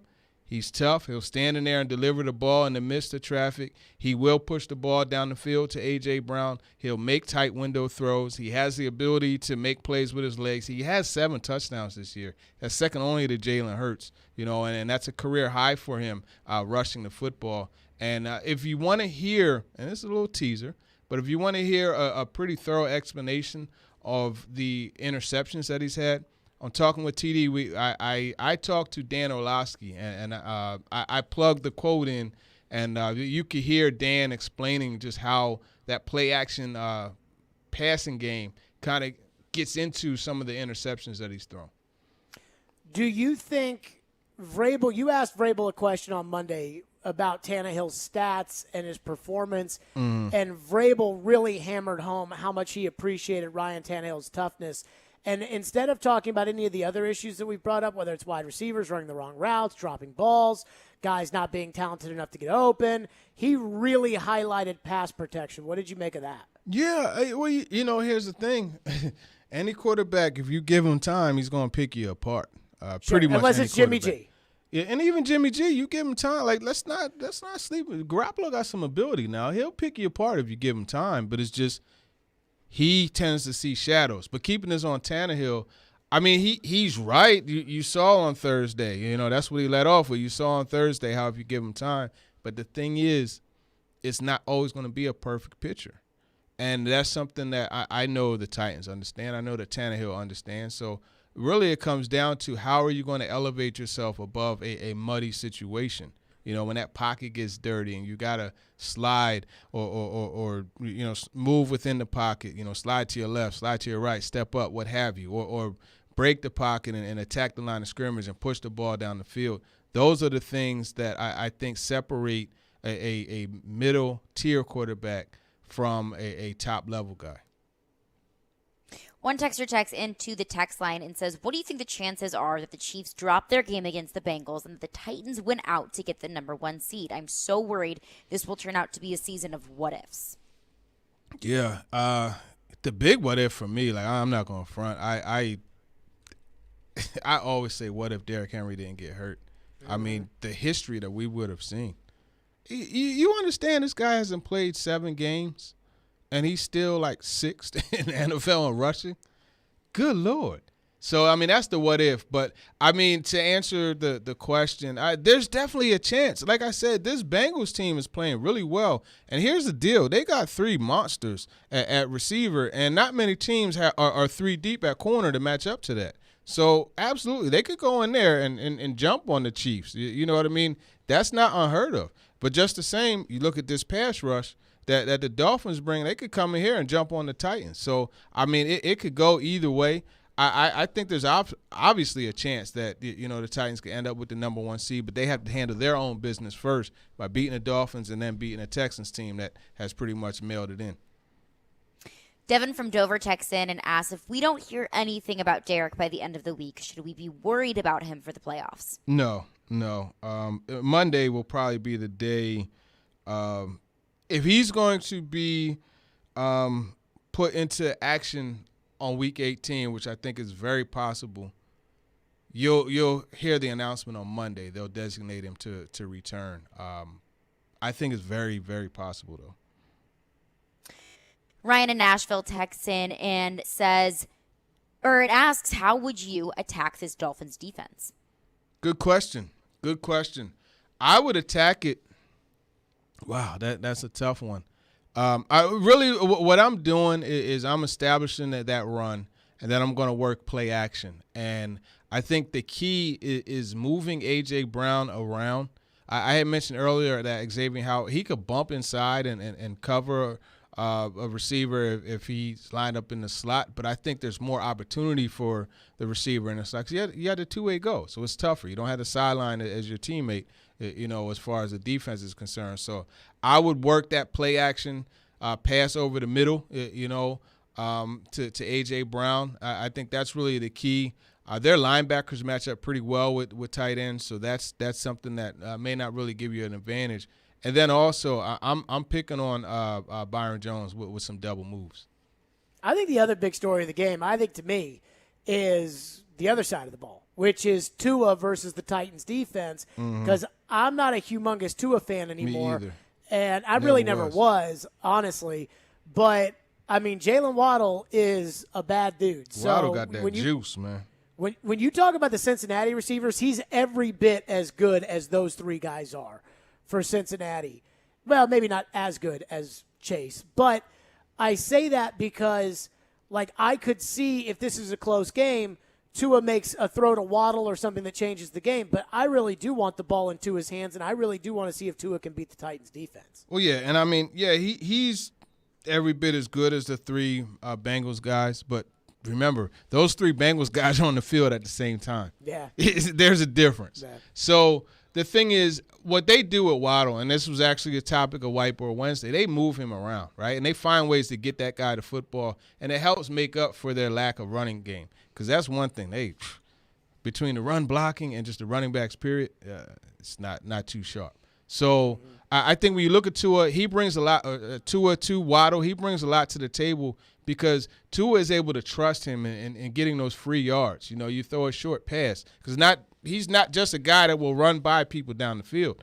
He'll catch that slant, run through the ball, and accelerate away from the defense, and that's something that you have to really take note of.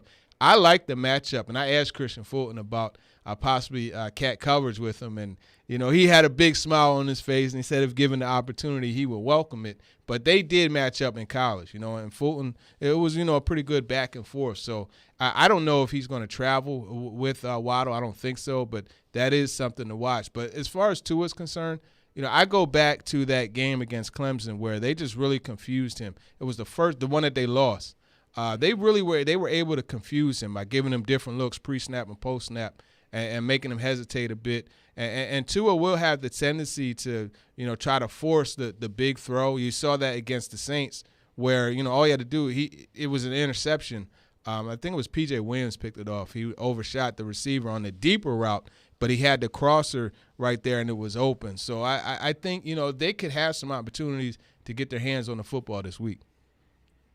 One texter checks in and asks, how nervous should we be about the Titans' offensive line facing this Miami defensive front?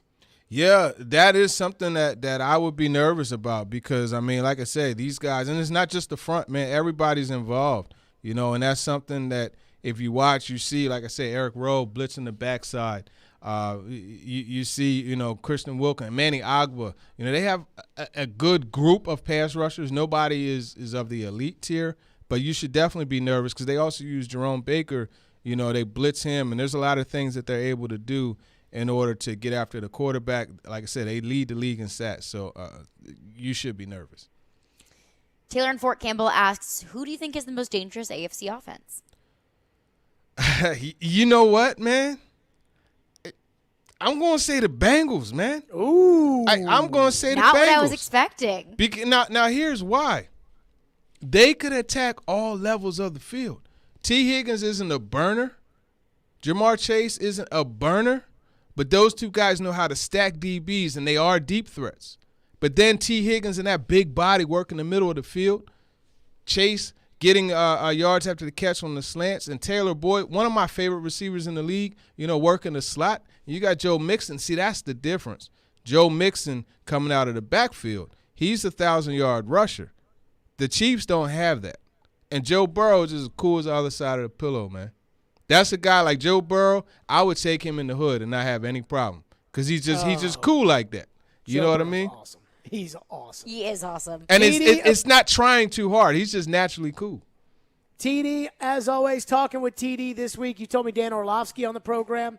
What else we got on talking with TD? Yeah, it's just a quick tidbit from Orlovsky on the show. But we got Marcel Louis-Jacques, my ESPN NFL Nation teammate, covering the Dolphins, and then obviously Chris Sanders. We dug in on the A.J. Brown side of things, so definitely make sure you check it out.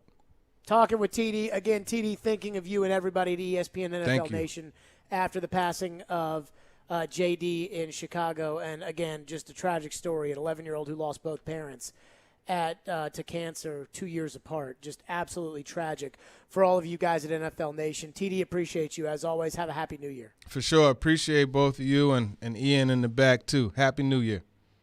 Joe Rexrode to argue all of his terrible takes. And, boy, there have been some doozies. We will do that coming up next. TriStar Moving, those are my official movers. I moved a year ago, and when I moved with TriStar, I didn't know what to expect because I normally hate moving, but they made the process so simple and so fantastic. That's why they are the best. They, again, made the process simple. TriStar Movers with 5-star service from the initial phone call to the final signature. Moving was a breeze. They offer home protection covering floors, banisters, railings, door jambs, and even the doors themselves. They took care of everything. They do it all. The owners, Garrett and Robert, are true Nashvillians, and they care about helping their hometown. This company is the real deal and on the rise quickly. So if you're looking to move, give them a call, 615-640-1219, or visit their website at nashvillemoving.org/radio, where they'll give you 5% off your entire move. That's TriStar Moving, 615-640-1219, nashvillemoving.org/radio. Tell them Jared Stillman sent you for 5% off your entire move. TriStar Moving, my official movers. From the Music City Bowl Burns on the burners. Touchdown. to the Rose Bowl and Sugar Bowl on New Year's Day Touchdown. to the College Football Playoff and National Championship. Sits on the throne of college football. Let the good times roll. Your home of college football's bowl season is 102.5 The Game, ESPN 94.9, and the Game Nashville app. ElectronicExpress.com. We make it happen. Attention Nice List recipients. The Mercedes-Benz winter event is here. Make this season your reason. Forget the halls, deck the garage. Hark, the turbo engines sing. Like hot cocoa in a blizzard, this opportunity won't last long. Hurry for these exclusive offers from Nashville's two-time Best of the Best award-winning Mercedes-Benz of Music City. Just one exit from the airport. Go to mbofmc.com.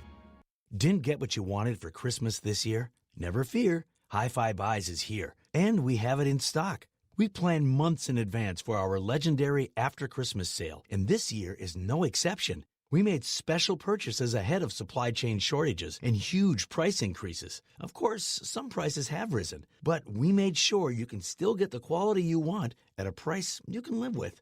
Come see the incredible after Christmas deals on 4K, 8K, OLED TVs and projectors, special event pricing on surround receivers, speakers, soundbars, subwoofers, wireless streaming components, and much more. High-quality brands such as Sony, Denon, Klipsch, Definitive Technology, Golden Ear, and more. High-performance brands, Macintosh, Wilson Audio, Bowers & Wilkins, Martin Logan. Get over to Hi-Fi Buy's After Christmas Sale. Showroom on Nolansville Road, or visit HiFiBuysNashville.com. Manufacturers that prohibit discounting excluded. Parman Tractor and Equipment is your one-stop tractor and equipment solution and Middle Tennessee's Link Belt and Takeuchi dealer. No matter how you're getting there, start with Parman Tractor and Equipment. Rent or purchase a track loader, mini excavator, large excavators for your job site, or something in between. Their service and parts team will get your work site up and running in no time. Parman Tractor and Equipment will come to you for service if needed. Visit ParmanTractor.com for more info. Your Middle Tennessee Link Belt and Takeuchi dealer, providing totally outrageous customer service. What's up, everybody? This is Teron Davenport, and I am here to tell you about Freedom Tire Guys. They're Nashville's premier mobile tire service. New tires, rotating, balancing, flat repair, torquing, they do it all. I can tell you this from personal experience. Just a couple weeks ago, I was at the Titans facility. They came there and changed my tires, all 4 of them. They did an excellent job. My car is riding extra smooth now. If you're in need of tire service, be sure to check them out at freedomtireguys.com. If you don't see the tires you want, they'll go ahead and get it for you. Welcome to Allstate, where saving on your auto insurance is kind of like a joyride. You, your car, and an open Tennessee road. Maybe your best friend, too. The music is chill, and so is the traffic. You and your friend both look over at each other, and then he puts his head back out the window. Allstate. Here, better protection costs a whole lot less. You're in good hands with Allstate. Click, call, or visit allstate.com to save today. Allstate and affiliates offer products and services subject to availability, terms, and conditions. Nashville's best sports talk, locally owned, home of our Nashville Predators. WPRT-FM Pegram, 97.5 Murfreesboro, WBUZ HD2 Laverne, online at thegamenashville.com. We are ESPN 102.5 The Game. Live from the Game Nashville studios, it's Stillman and Company. Delivered by TriStar Moving. TriStar Movers with 5-star service. With Jared Stillman on Nashville's best sports talk. ESPN 102.5 The Game and the Game Nashville app. Stillman and Company is delivered by TriStar Moving. ESPN 102.5 The Game, streaming live from the Hillside Medical Game Studios on Twitter, Twitch, and YouTube. Thanks to the law offices of Amanda Gentry. Joe Rexrode yesterday said that he had a flight, couldn't do Jared versus Joe, and then all of a sudden Joe moved up his flight. Now, we kind of chided him. Yeah, Joe, I'm sorry for calling you selfish yesterday. It was all in good fun. But he did move up his flight. I appreciate changing your flight. Wait, who called me selfish? We were joking around saying, oh, well, how could Joe possibly not think about us on your family vacation? He heard it. This is what happened. He heard us throw out the idea with Chad Withrow yesterday of bringing Paul Kaharski in to do Jared versus Joe. And Joe didn't want that to happen because he doesn't want to get Wally pipped by PK. And so that's why Joe moved up his flight and is ready for Jared versus Joe. Am I correct? That's correct. That's like wonderful. I mean, I wish that were true. So wait a minute. I mean, in all seriousness, so Withrow said you should replace me with Kaharski? No, I threw that suggestion out. Okay. I mean, someday you and Paul will have a wonderful union of audio wonderfulness, but I don't know how or when, but at some point, it's what destiny. Kills me? I don't care about that. What kills me is that for years I had wished that that show had led into our show because Paul said so much stuff that Floyd just and I think I could say Paul wrote a very, very, very nice article after Floyd passed away, but Floyd really didn't like some of the things. Floyd liked Paul fine. He liked the guy Paul fine, but he really didn't appreciate Paul's football knowledge. And I would have loved those two going at it. I would have loved it. And so I just never had the opportunity for that. So it's just something that I think about. It's like the John Madden, boom. Those two guys go at it. Anywho, it's time now for Jared versus Joe. Jared Stillman versus Joe Rexrode. Now on Stillman and Company. On ESPN 102.5 The Game. Titans currently sitting in the second spot in the AFC. Jared, you go first. The Titans could beat anyone in the AFC except maybe the Chiefs. True or false? Are we putting Derrick Henry on the Titans?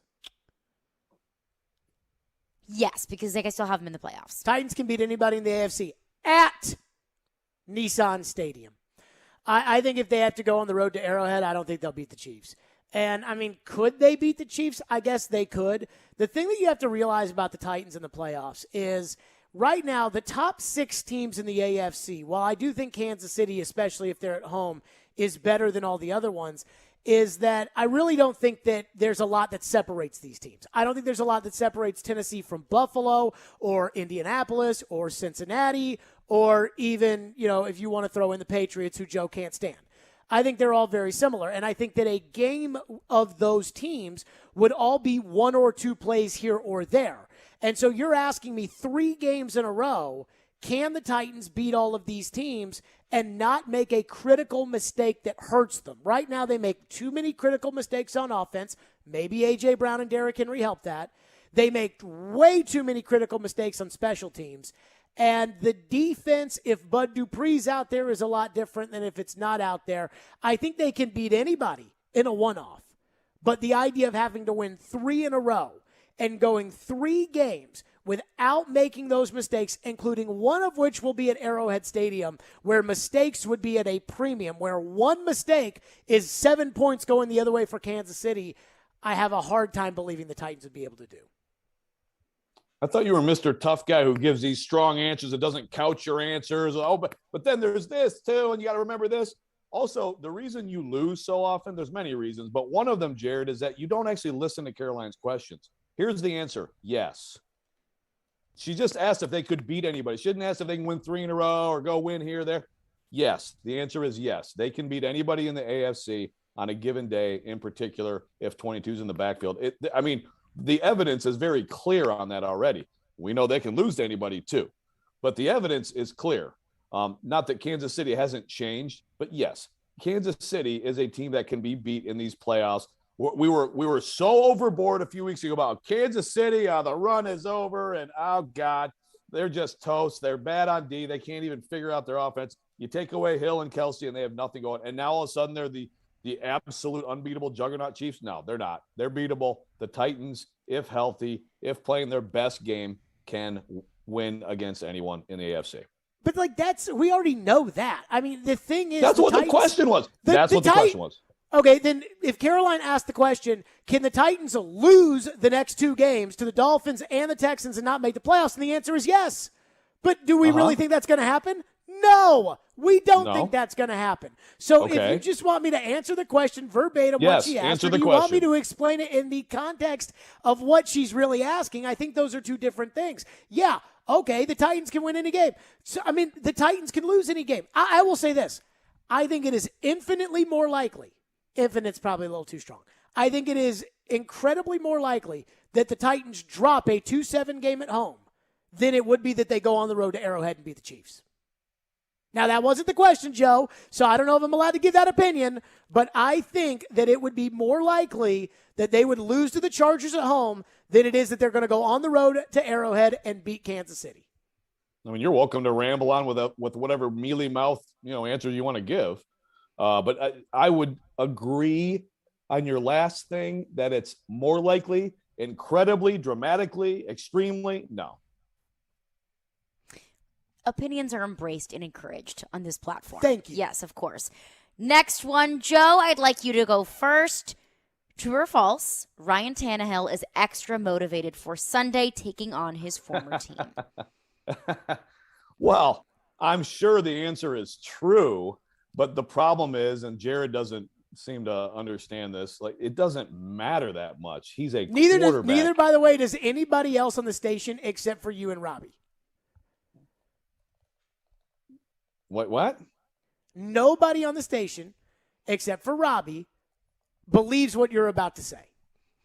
Okay, I doubt that, but I'll say it, and then I'll make sure to poll everybody else at the station. If I coach a team, GM of a team, own a team, whatever it is, and I pay a quarterback a salary you brought up often, Jared, $29.5 million, I expect him to be the first one in, the last one out. I expect him to turn over every rock in preparation for an opponent. I expect him to get his rest and his nutrition and to practice hard and to hold teammates accountable and to be the same consistent, excellent pro every week. And I think that's what Ryan Tannehill does. And there's no impact on a game of a quarterback. Oh, I hate these guys. What is that going to do? What will that do during the week of game prep? Will he throw the ball really hard or really far because he's so fired up Sunday? Of course he wants to beat him. Of course he has some bad feelings about how things worked out. But in a 1 week situation at that position, which is about focus and precision and accuracy and poise, it really doesn't mean much. You think that everybody disagrees with that? I do believe that everybody on the station believes the premise that a quarterback like Tannehill, that being more motivated wouldn't have any effect on him. Yes, everybody, Chase, Darren, Caroline, I all disagree with that notion. Okay, well, I think it could have if he's got blood in his eyes going into this game and he's all like, I'm going to show up, that could have a negative effect. I think it's more likely to have a negative than a positive effect. Sure. I will argue this. Michael Jordan, for example, because Robbie's theory is this going to make Ryan Tannehill throw the ball better, with his angst towards the Dolphins if he does in fact have angst? And I would say, well, if throwing the ball, which is a skill, the accuracy of it, can't be affected by motivation, then a jump shooter in basketball would be the same. A pitcher in baseball would be the same. And I would just argue, go back to The Last Dance, Michael Jordan told you that he was offended by the comparisons to Clyde Drexler. Magic Johnson said that he was over at Michael's house the night before Game 1, and Michael was so mad about all the people comparing him to Clyde Drexler that he told Magic, I'm going to give it to him tomorrow. And Michael made 6 threes in the first half and turned over to the scores table and looked at Magic and put it shrugged in the air like, I told you what I was going to do because I was super motivated. And the idea that quarterback is different than these other sports or anything like that's ridiculous. That what motivation gives you motivation gives you mental focus. That's what it does. Is it allows you to focus on what you want because you're so mad about whatever it is. Now, is Tannehill that mad at Miami? I don't know, because Miami was tearing it down anyways. Maybe he is, maybe he's not.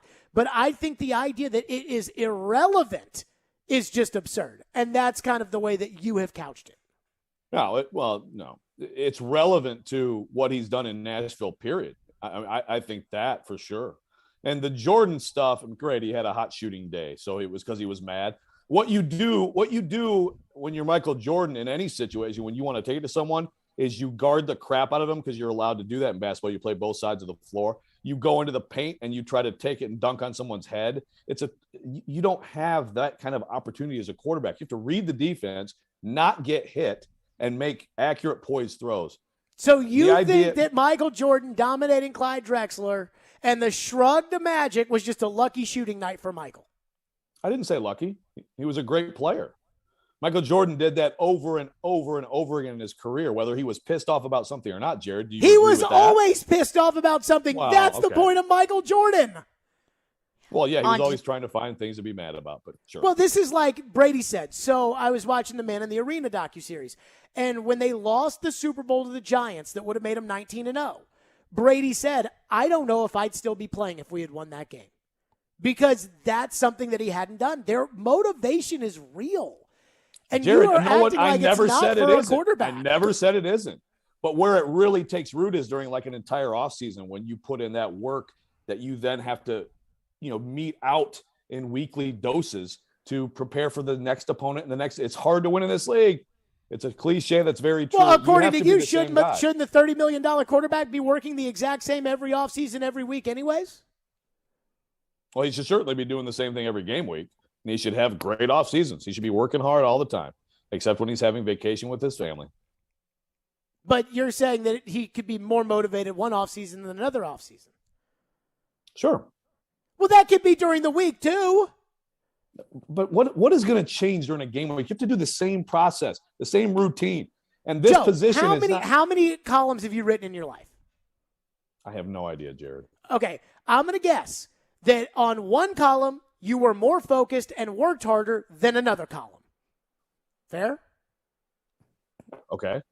Or do you work the exact same for every column you write? Because I was pissed at someone, like I pissed at my editor, changed my lead, and so my next no, column, but you were I'm typing really hard. For whatever reason, you were fired up. You were fired up to write a certain column that you weren't fired up to write another column. Their level of motivation is different. Fair for certain columns. I mean, you are the king of terrible analogies, but sure, we can go down this path if you want. Caroline's not going to get another question in. This is how it works for every job. And the fact that you just brush over it like, oh, yeah, well, I guess you can work harder one offseason than another offseason. He could work harder on Wednesday than he could on Tuesday, just depending on whatever motivating factor there is. Caroline, please give us. To do what? You can do some push-ups? I need to give the next do some push-ups, Jared. Okay. For all that is good and holy, on to the next one. The Titans' next opponent has now won 7 in a row. 7 straight. But are the Dolphins really that good, or have they just beaten the Jets, the Jags, the Giants, and Ian Book? Joe, you go first. Well, they're not great, and I honestly can't remember a schedule run like this for a team in this league. It's amazing if you look at the opponents. And finally, I thought, okay, we're going to find out about this team in New Orleans, Monday Night Football, and they get, Ian Book, which is just, it's just a gimme. So I think that they're a solid team. I think they have a legitimate defense. I think you can't just overlook winning that many games because there are a lot of intangibles at work here, including motivation, Jared, but also just confidence and momentum. And those things do matter. And when a team has a good feeling like this week after week, look, a lot of teams in this league would have dropped one to one of those crappy teams, probably the Titans, by the way. So I still think you have to give respect to what they've done, but they're not very good. I mean, I'd say they're a good defensive team and a pretty bad offensive team. I think it's all about who they beat. I think that what they are right now is where they are in the standings, which is they are not sitting there with the playoff contenders. They're not really close to New England. They're not really close to the Colts. They're not close to the Bengals. They're not close to the Bills. They're not close to the Titans. They are not in that group, which is a legitimate, pretty much bona fide, lockdown AFC playoff team. The other side of it is the Raiders, who, are the Raiders any good? They've had some games where they look okay. They've had some games where they don't look good. Chargers, they've had some games where they look so good. Where they don't. That's who they are. That's where they are. Ravens, Raiders, Chargers, Dolphins, whatever. They're not in the we're so bad Jacksonville Texan category, but they are not as good as the AFC playoff teams. Who are the teams that they beat? The bad Texan, Jacksonville, Jets category, groupish, whatever. So I do think that they are significantly worse than the Titans. I'm with Joe. I mean, any team in the league, Vanderbilt could come in here and beat the Titans if the Titans don't show up, because that's the way the Titans do things, apparently. So I'm not saying that the Titans are for sure going to win, because, how much faith can you have in the Titans? But I will say that I don't think that the Dolphins do not have a team that is as on par with everybody else in the playoffs. Whereas Arizona has already made the playoffs, and their record will say that they're like the other teams in the NFC, Tampa Bay, Dallas, the Rams, the Packers, but they're not, because they've fallen apart this season. It's not the other way around with Miami. Miami is just, they're an average team, and they will lose to above average teams, and they will beat the below average teams, and that's what they've done. Okay, on to the next one. We spent some time discussing this yesterday, but I would love Joe's take on it. The Vols have never moved the needle less in Nashville. Jared, you go first. Well, first of all, I don't think Joe is qualified to be able to discuss this, considering that Joe's knowledge of Tennessee is 2016 on, as opposed to what it used to be. But again, all I'll say is right now. Now, Joe was the king of things that don't move the needle and trying to cover them because, God forbid, we need more Lipscomb softball stories. But I believe right now, the way the city is, any discussion about the Titans moves the needle infinitely more than almost anything that has to do with the Vols. And it hasn't always been like that. Joe remembers the coaching change and the search and the Greg Schiano and all. That was move the needle at a serious level. The Josh Heupel coaching search was nowhere near that. I think Nashville is becoming more of a pro sports town. And I think it's also starting to become one of these towns where if you're not good, we don't care.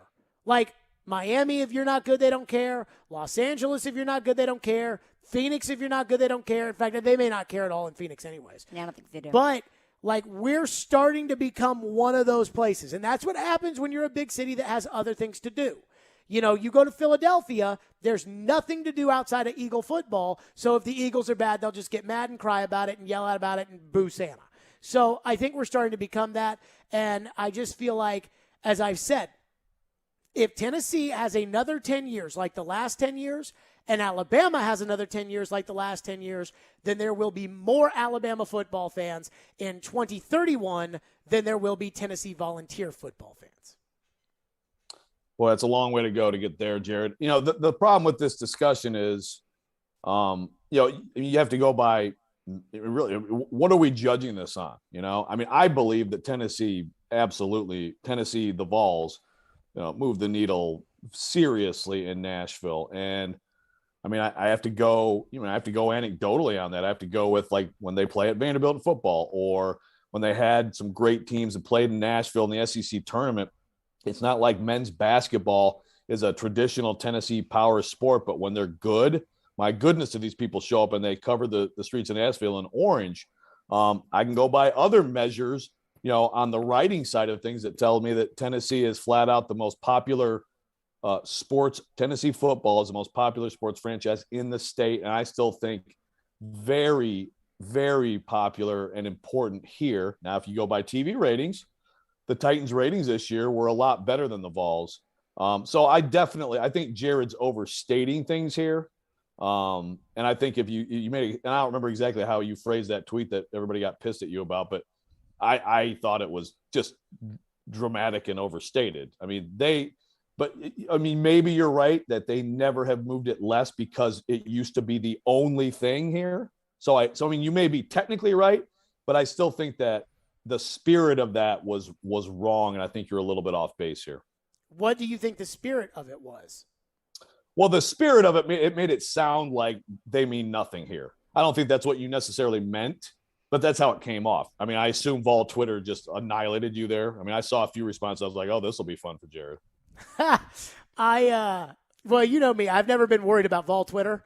That has never been something that has affected me as far as an opinion is concerned. They're pretty worried about you. I just I didn't say it would change your opinion, but it's still annoying, isn't it, when people are all in your mentions? I mean, I guess you can mute everybody. I was going to say, have you never done the mute this conversation? Oh, absolutely. I have sent out tweets, sent them to Caroline, and been like, I've already hit mute the conversation. So all these people are like, you're an idiot, you suck, you're stupid, and I don't, whatever. That doesn't affect me. I think the bigger thing here is which you brought up, which was a good point, which was, okay, how do we judge this? I mean, the stadium's going to be packed full of Tennessee fans tomorrow for the TransPerfect Music City Bowl.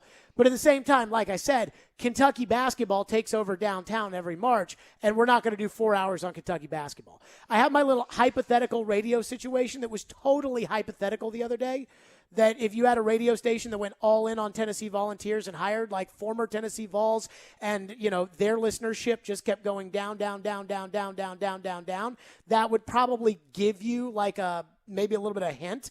And if you had like, again, completely hypothetical situation, another radio station that didn't go all in on Vols and they went up, like that should be, I mean, like obviously whatever, very hypothetical situation here. Again, nothing that has to do with anything, but it just feels to me like one time you and I got in an argument. It was a Lipscomb something. It might have been softball. I can't remember, but you wrote a Lipscomb story and I'm like, Joe, nobody cares. And you were like, I can write a Mariota column any day of the week, and it'll get all kinds of clicks or whatever, and it'll do this and that. I guess I look at it like the way I approach my job is like every segment matters. You know, like, and if I feel like more people want to talk about Tannehill every day, I will do more people talking about Tannehill, and I just don't feel like it's worth my time, given what I know about, you know, how this business model works. It is not worth like Josh Heupel is not interesting enough to discuss at length like Ryan Tannehill is for the people that listen to this show. That's just the way I operate. You got more? I mean, I can keep going back and forth on this one, but you got more, Caroline? The question I have for you is it geo-fenced for your job to see how many people in Nashville click Joe Rex Road Vol stories compared to click Joe Rex Road Titan stories? No. And see, that's the tough part. It could be interesting. It could be. Like when Chad Withrow came on yesterday and gave off that stat when he was like 4 of the top 10 games, ratings-wise, have been UT games. I'm like, 4 of the top 10? What's it like? So what's that? I mean, like, I need to see the top 10 before I can go, oh, Tennessee, Alabama, number 6. You know what I mean? Like 6, 7, 8, and 10. 4 of the top 10. But if it's all Alabama that's ahead of it, then you could make the argument that it's Alabama. But even then, I don't believe that Alabama football moves the needle more than Tennessee football. I'm just saying, like, I need to know more about that stat before hyping up that stat. And you and Chad touched on it yesterday about the changing population and demographic of Nashville. That, there are more Georgia, Auburn, Ole Miss fans sprinkled in the city than there were maybe Ohio 10, 15, State, 20 years Wisconsin, ago. Kentucky. Yeah, I mean, anywhere. Name it. Except Louisville. That we have one. There's Go one. Cardinals. There's one. But that doesn't necessarily mean that there are fewer Vol fans. It just means there are more fans of other teams. But that still would make the needle move less. Would it? Yeah. I mean, all those people are becoming Titan fans. Again, it's anecdotal, but just in my community, like friends and neighbors and stuff, I mean, it's a Vol stronghold, so I still think there are so many people here who identify who are either alums or just lifelong fans of Tennessee. And I think if Tennessee were to actually come back at any point to some level of prominence in football, I think you would be compelled to talk more about Tennessee football among your segments. Caroline, who wins? Well, I base the winner off of 2 of the bigger things here. One, Ryan Tannehill's motivation for Sunday.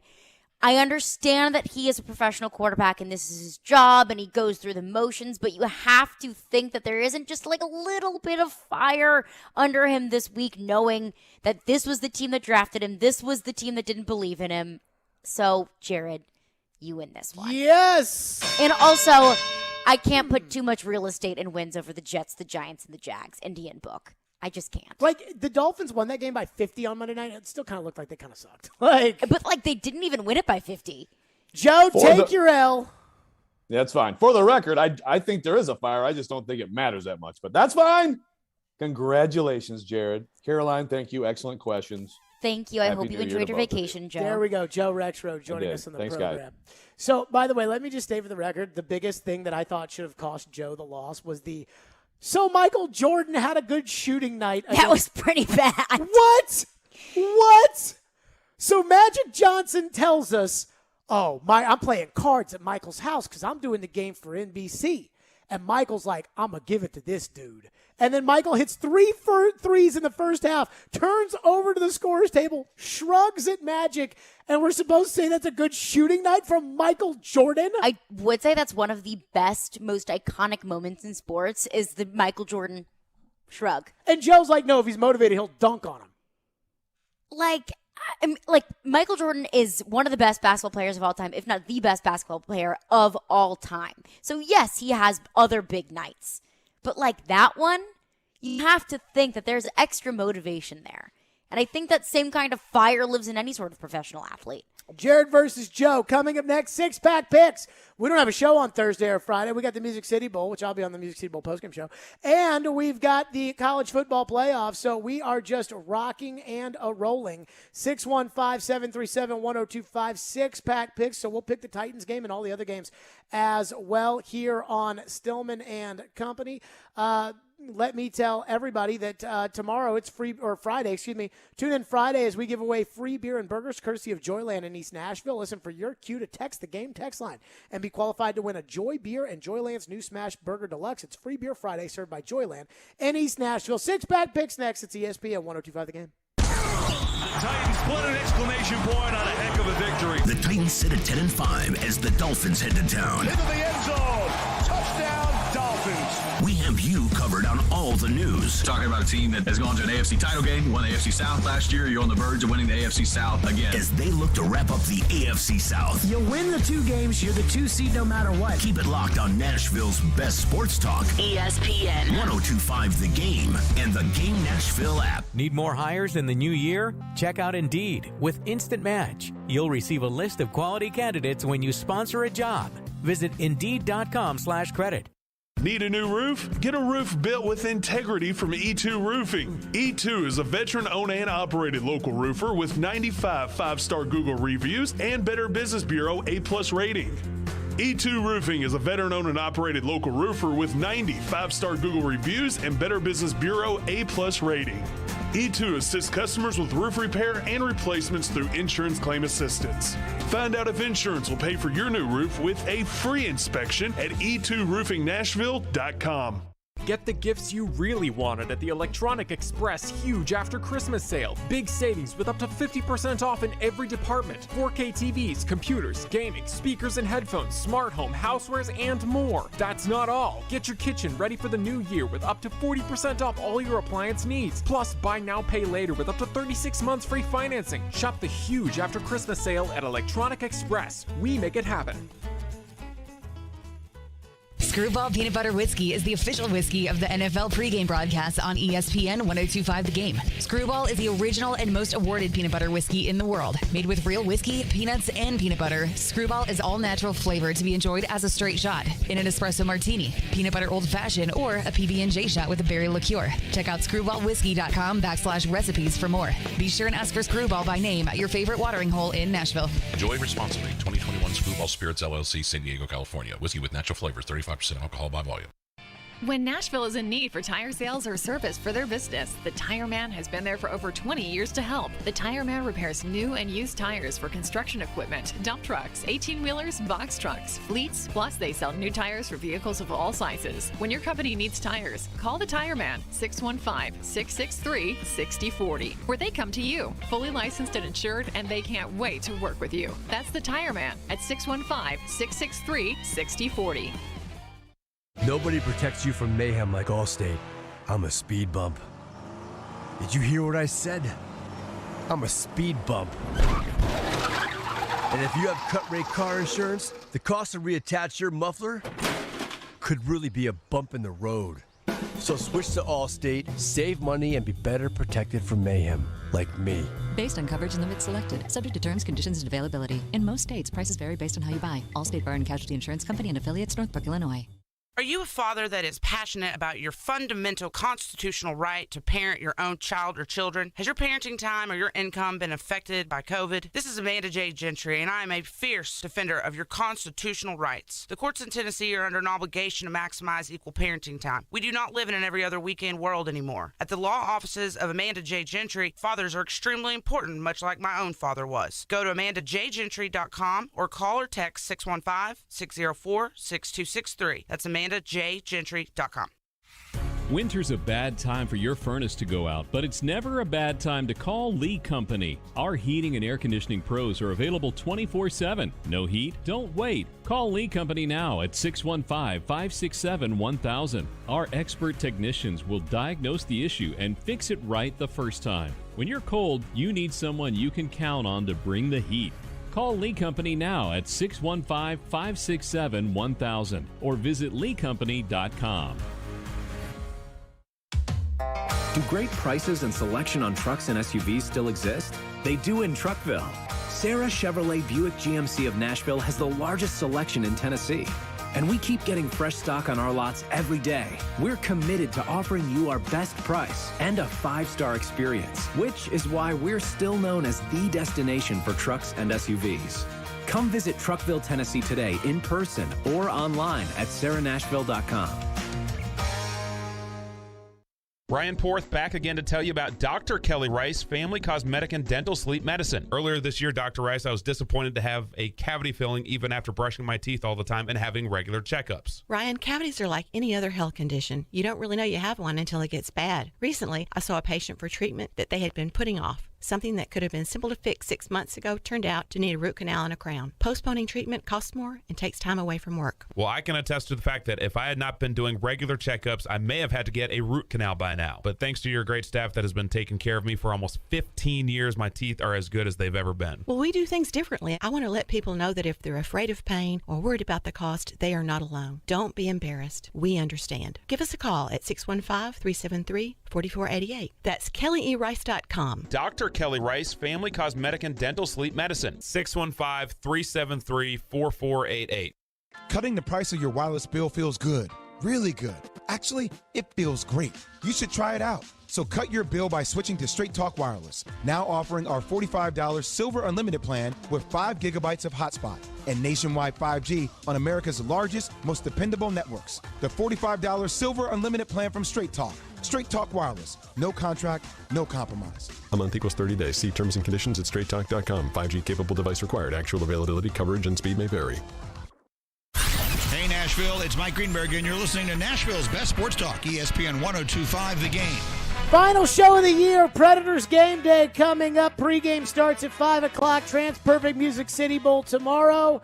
And the college football playoff right here on ESPN 102.5 The Game on Friday. So happy New Year from us to all of you, which means it's time for us for Six-Pack Picks presented by Pella Windows and Doors in Nashville. We got to make our picks. It feels like we made our picks for last weekend like 5 minutes ago. It was 5 minutes ago, yeah. Here we go. How did we do last weekend, Ian?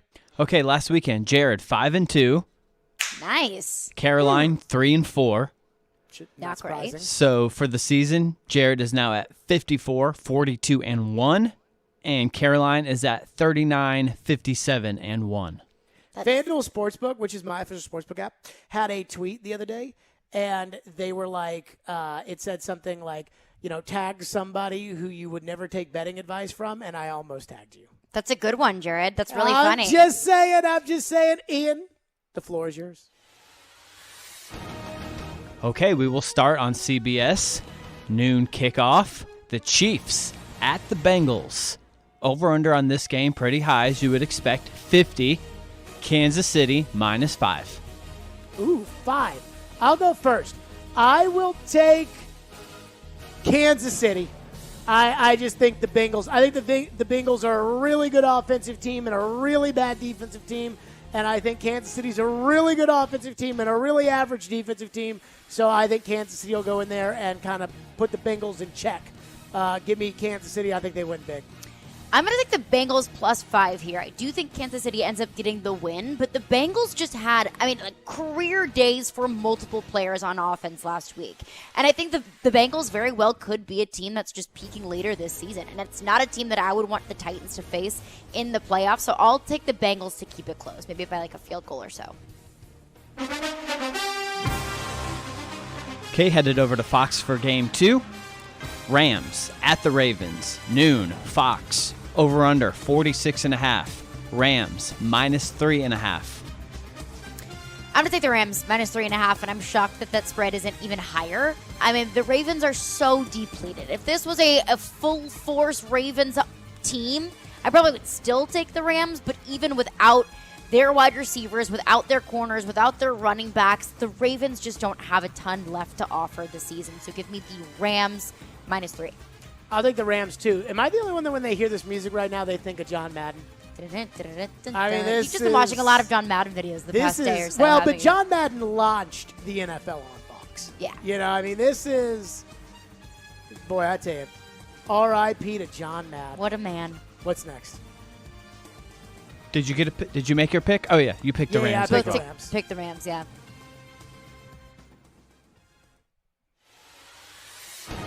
Okay, headed back over to CBS. I will make a small note here. Raiders at Colts does not have a line, so currently right now, so we'll have to skip it. 3:05, CBS. Broncos at the Chargers. Over under 46. Chargers -6.5. I'll take the Broncos +6.5 here. Every game the Chargers play is close. This one will be close, but I still think the Chargers will win. But 6.5 is a lot of points. You would expect the Chargers to come out there and light it up after what happened to them, but Fangio's a good defensive coach, and they asked Fangio about his job this week, and Fangio says he deserves to keep his job. And I think a good, hard effort, not a victory, but a good hard effort would prove that. I don't like betting with Drew Lock, but I'll take Denver plus the 6.5. I think I'm going to take Denver plus the 6.5 as well. That Chargers defense looked absolutely atrocious against the Texans. Both teams are coming off of a bad loss, so I think both of these teams are going to want it badly and are going to want to keep it close. So I think the Broncos keep it close, but the Chargers run away with the win. Back over to Fox for 3:25 afternoon. Cardinals at the Cowboys. Another high over-under on this game, 51.5. Dallas minus 5.5.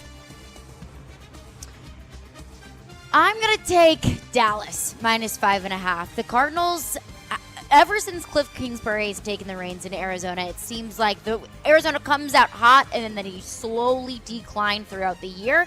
I think that Arizona is looking essentially like a shell of itself without DeAndre Hopkins. And the Cowboys have only looked better the past couple of weeks. And I think Dak has finally snapped that little slump that he was in the middle of the season. So give me the Cowboys to cover. I'll take Dallas. I think Arizona stinks. And they've been hurt, and Kyler's been kind of exposed, and everything that I said going into the season when everybody was like, what do you think of Kyler now, Jared? Where? This is exactly what I thought of Arizona. I was not impressed by them on Saturday night against the Colts. I think everyone, kissed the Colts rear end a little bit too much. I will take Dallas to win this one. I think Dallas is hitting their stride. Okay, the Monday Night Football game this week. Browns at the Steelers, 7:15 ESPN. Over-under, pretty low, 41. Cleveland minus 3. Interesting. I'll take Cleveland. Why? Because Baker had no practice, and they still put up a good fight against Green Bay last week. They're running the ball effectively. They're still alive for the playoffs. I think Cleveland will play better. I think they're over their COVID problem. They lost their last 2 games by a smidge. Give me the Browns. I'm going to take the Steelers here. I know the Browns have a bunch of players coming back from the COVID list. But they stink. The Steelers stink. The Steelers looked bad against the Chiefs, but they look bad against the Titans. And they won. Yeah, but they look bad. But you think the Browns are some sort of Kansas City-esque team? I think the Browns, the way the Titans played in that Steeler game, the Browns would have handed the lead. This is my pick, but thank you very much for your input. I'm going to take the Steelers in this one. They're back at home. This is a divisional rival. I feel like they're going to find a way to win this one, and the Browns have just been, knocked around the past couple of weeks. Okay, that brings us to the final game. Dolphins at the Titans, noon CBS. Pretty low over-under, 40. Titans minus 3.5. I'm going to take the Titans. I'm not taking the cheese on the Dolphins' 7-game winning streak. It hasn't been against impressive teams, and I know that the Dolphins lead the league in sacking the quarterback, and I know that the Titans' offensive line hasn't been incredible as of late, but I think the Titans always find a way to get the ball moving on the ground against good defenses.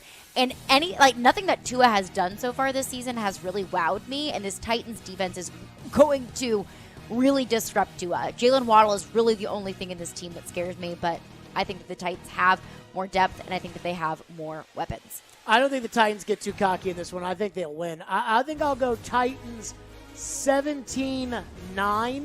I think it'll be an ugly game. I think the defense will get the Titans a score. They may not take it into the end zone, but I think they'll intercept Tua or force a fumble that will set up a Titan touchdown. I wouldn't get too excited about A.J. Brown after the week that he had last week. I think Brian Flores will have something for him.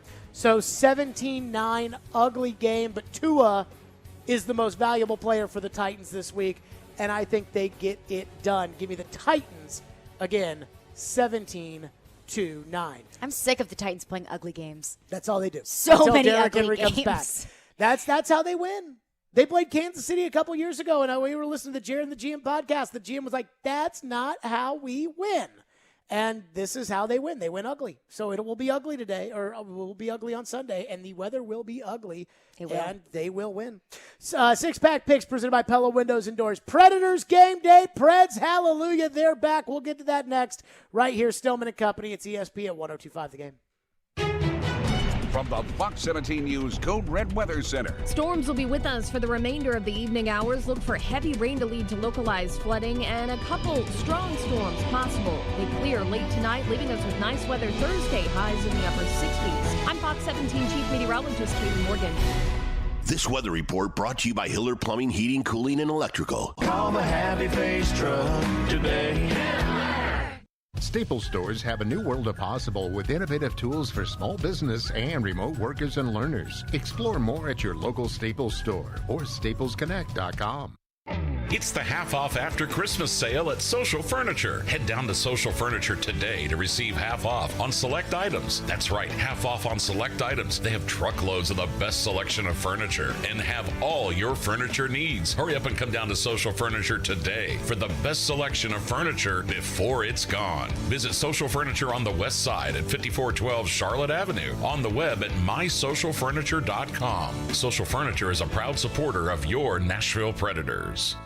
Do you really want to go through another year with that awful joint pain? Well, don't do it. Resolve right now to get yourself moving again for 2022. Willie Donick here. It's time to call the folks at QC Kinetics. Non-surgical regenerative treatments for joint pain. We're talking lasting results using natural biologics. No surgery, no pain meds, no steroids, and no downtime. This is really exciting stuff. Regenerative, restorative treatments that actually encourage your body to heal itself using highly concentrated natural biologics. Patients rave about it for hip pain relief, knee pain relief, shoulder and back pain relief. Don't let them give you the steroids. Don't let them tell you your surgery is the only option. Get a free second opinion at QC Kinetics and do it now. And imagine life in 2022 without pain. Call the local medical professionals at QC Kinetics. 615-249-4024. That's 615-249-4024. That's 615-249-4024 for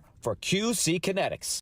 Mark Howard here to tell you about my friends at Apple Collision Centers. We all know being in a collision is not fun. Neither is all the stress that comes with it, and that's where Apple Collision comes in. Let them take care of everything for you. That's insurance, repair, and your rental details. They've got 3 convenient locations in Old Hickory, Hendersonville, and Gallatin. Their managers, Tommy Rippey, Daniel Neville, and Chris Brooks and Marty Denson, combined for over 75 years experience. So stop in today and tell them Mark sent you. Online at applecollisioncenters.com.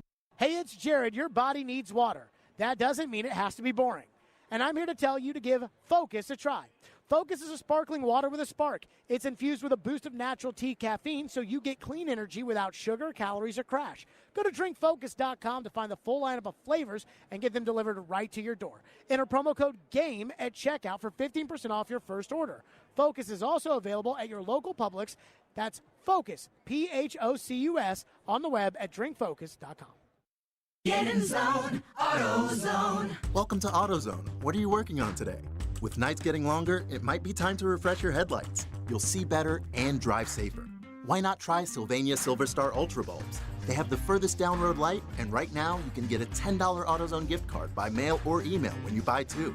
Visit one of our 6,000 stores or order from AutoZone.com for same-day store pickup or free next-day delivery. Get in zone, AutoZone. Restrictions apply. Cutting the price of your wireless bill feels good. Really good. Actually, it feels great. You should try it out. So cut your bill by switching to Straight Talk Wireless. Now offering our $45 Silver Unlimited plan with 5 gigabytes of hotspot and nationwide 5G on America's largest, most dependable networks. The $45 Silver Unlimited plan from Straight Talk. Straight Talk Wireless. No contract, no compromise. A month equals 30 days. See terms and conditions at straighttalk.com. 5G capable device required. Actual availability, coverage, and speed may vary. Darren McFarland. And a mulligan that we all look for in golf. Lord knows our game could use it. Willie Donick. Outworked and outperformed a lot of other really good players. Chase McCabe. I want some sort of trade protection. Darren, Donick, and Chase have you covered weekdays from 10 to 2. Presented by Curacion CBD on Nashville's best sports talk. ESPN 1025 The Game and the Game Nashville app. You're listening to Stillman and Company. Delivered by TriStar Moving. It's Hockey Night in Smashville. The flex back for Duchesne. His shot stop and the score! What are the keys to victory tonight? What's being said in the locker room? Where do the Preds reside in the Central Division standings? Jared Stillman has the latest now.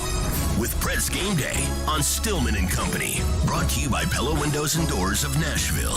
This is Smashville's best sports talk. ESPN 102.5 The Game and the Game Nashville app. Predators Game Day presented by Pella Windows and Doors. Tonight, the Predators are back on the ice, thank goodness, taking on the Washington Capitals. 6 o'clock at Capital One Arena right here, ESPN 102.5 The Game. The Predators are 19-10-1, good for 39 points, 1 point behind Minnesota in the Central Division. Washington 18-6-7, 43 points for Peter Laviolette's club. We start with the coach's take. John Hines excited to finally be back and playing hockey. Yeah, I mean, really excited, excited to get back. And I think we've had some good days of practice. The energy around the team is good. I think it was a good break for some guys. And then even the guys that had COVID, just to be able to recover. And, we're coming against a really good team. I think that helps, sometimes when you're coming in and you have this type of star power that Washington has, it gets I think the attention of the players, up, particularly after a break. So, we feel like we've controlled everything we can control. Now it's time to go get a pregame meal and get a nap, and then make sure we come back and ready to get right to our identity and see if we can find a way to win a game tonight. There you go. Matt Duchene has missed the last 4 games with an upper body injury. He will be back in the lineup today, though the Predators still dealing with COVID issues as they take on Washington tonight. And Peter Laviolette spent parts of 6 seasons as head coach of the Predators, going 248, 143, and 60 in 451 games. I thought Laviolette did a pretty good job as coach of the Predators. So that will be tonight, pregame in about 7 minutes or so, and puck drop in about an hour and 7 minutes or so. Preds and Washington Capitals. Again, Predators Game Day is presented by Pella Windows and Doors of Nashville. I did cut that segment short because today is our last show of the year. And I wanted to kind of wish everybody a very, very happy new year as we start into the next year. I think there is no doubt that this past year, everybody talks about 2020 and everything else. And while, yes, we're starting a new year, it's not like everything starts from scratch, coming up over the weekend. But 2021 was without a doubt the hardest year that I've ever lived. And I think a lot of people know why. And so I think that, to be completely blunt, with the way last year ended, with a humongous COVID surge that affected all of us, but obviously with Floyd leaving the radio show, and subsequently Floyd's secret battle with cancer, and then his untimely passing in August, a football season that immediately followed, that had already essentially started when he did pass, and what we've been through, it was a really tough year. We're very lucky that we brought Caroline aboard, that we found Caroline. We were able to work out something with Caroline, and she's been an unbelievable addition to our radio show. I think the thing that I take away from this past year is this was the year that I needed you all the most. That I really felt when everything else was kind of falling apart. I felt like I had somewhere every day that gave me a purpose. And I know that for Ian, and the fact that he was here every day and that he was supporting us and he was a part of this and has been a part of this really since the beginning of what we've done.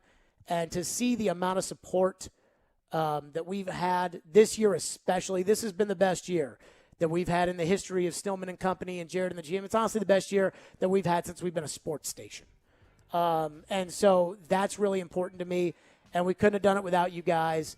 And you guys, I really leaned on a lot. Having this opportunity to come here and celebrate what was a very, very difficult year. So everybody, have a very happy new year. Hopefully 2022 will be better for all of us. We are out of here. The Predators pregame, that's next.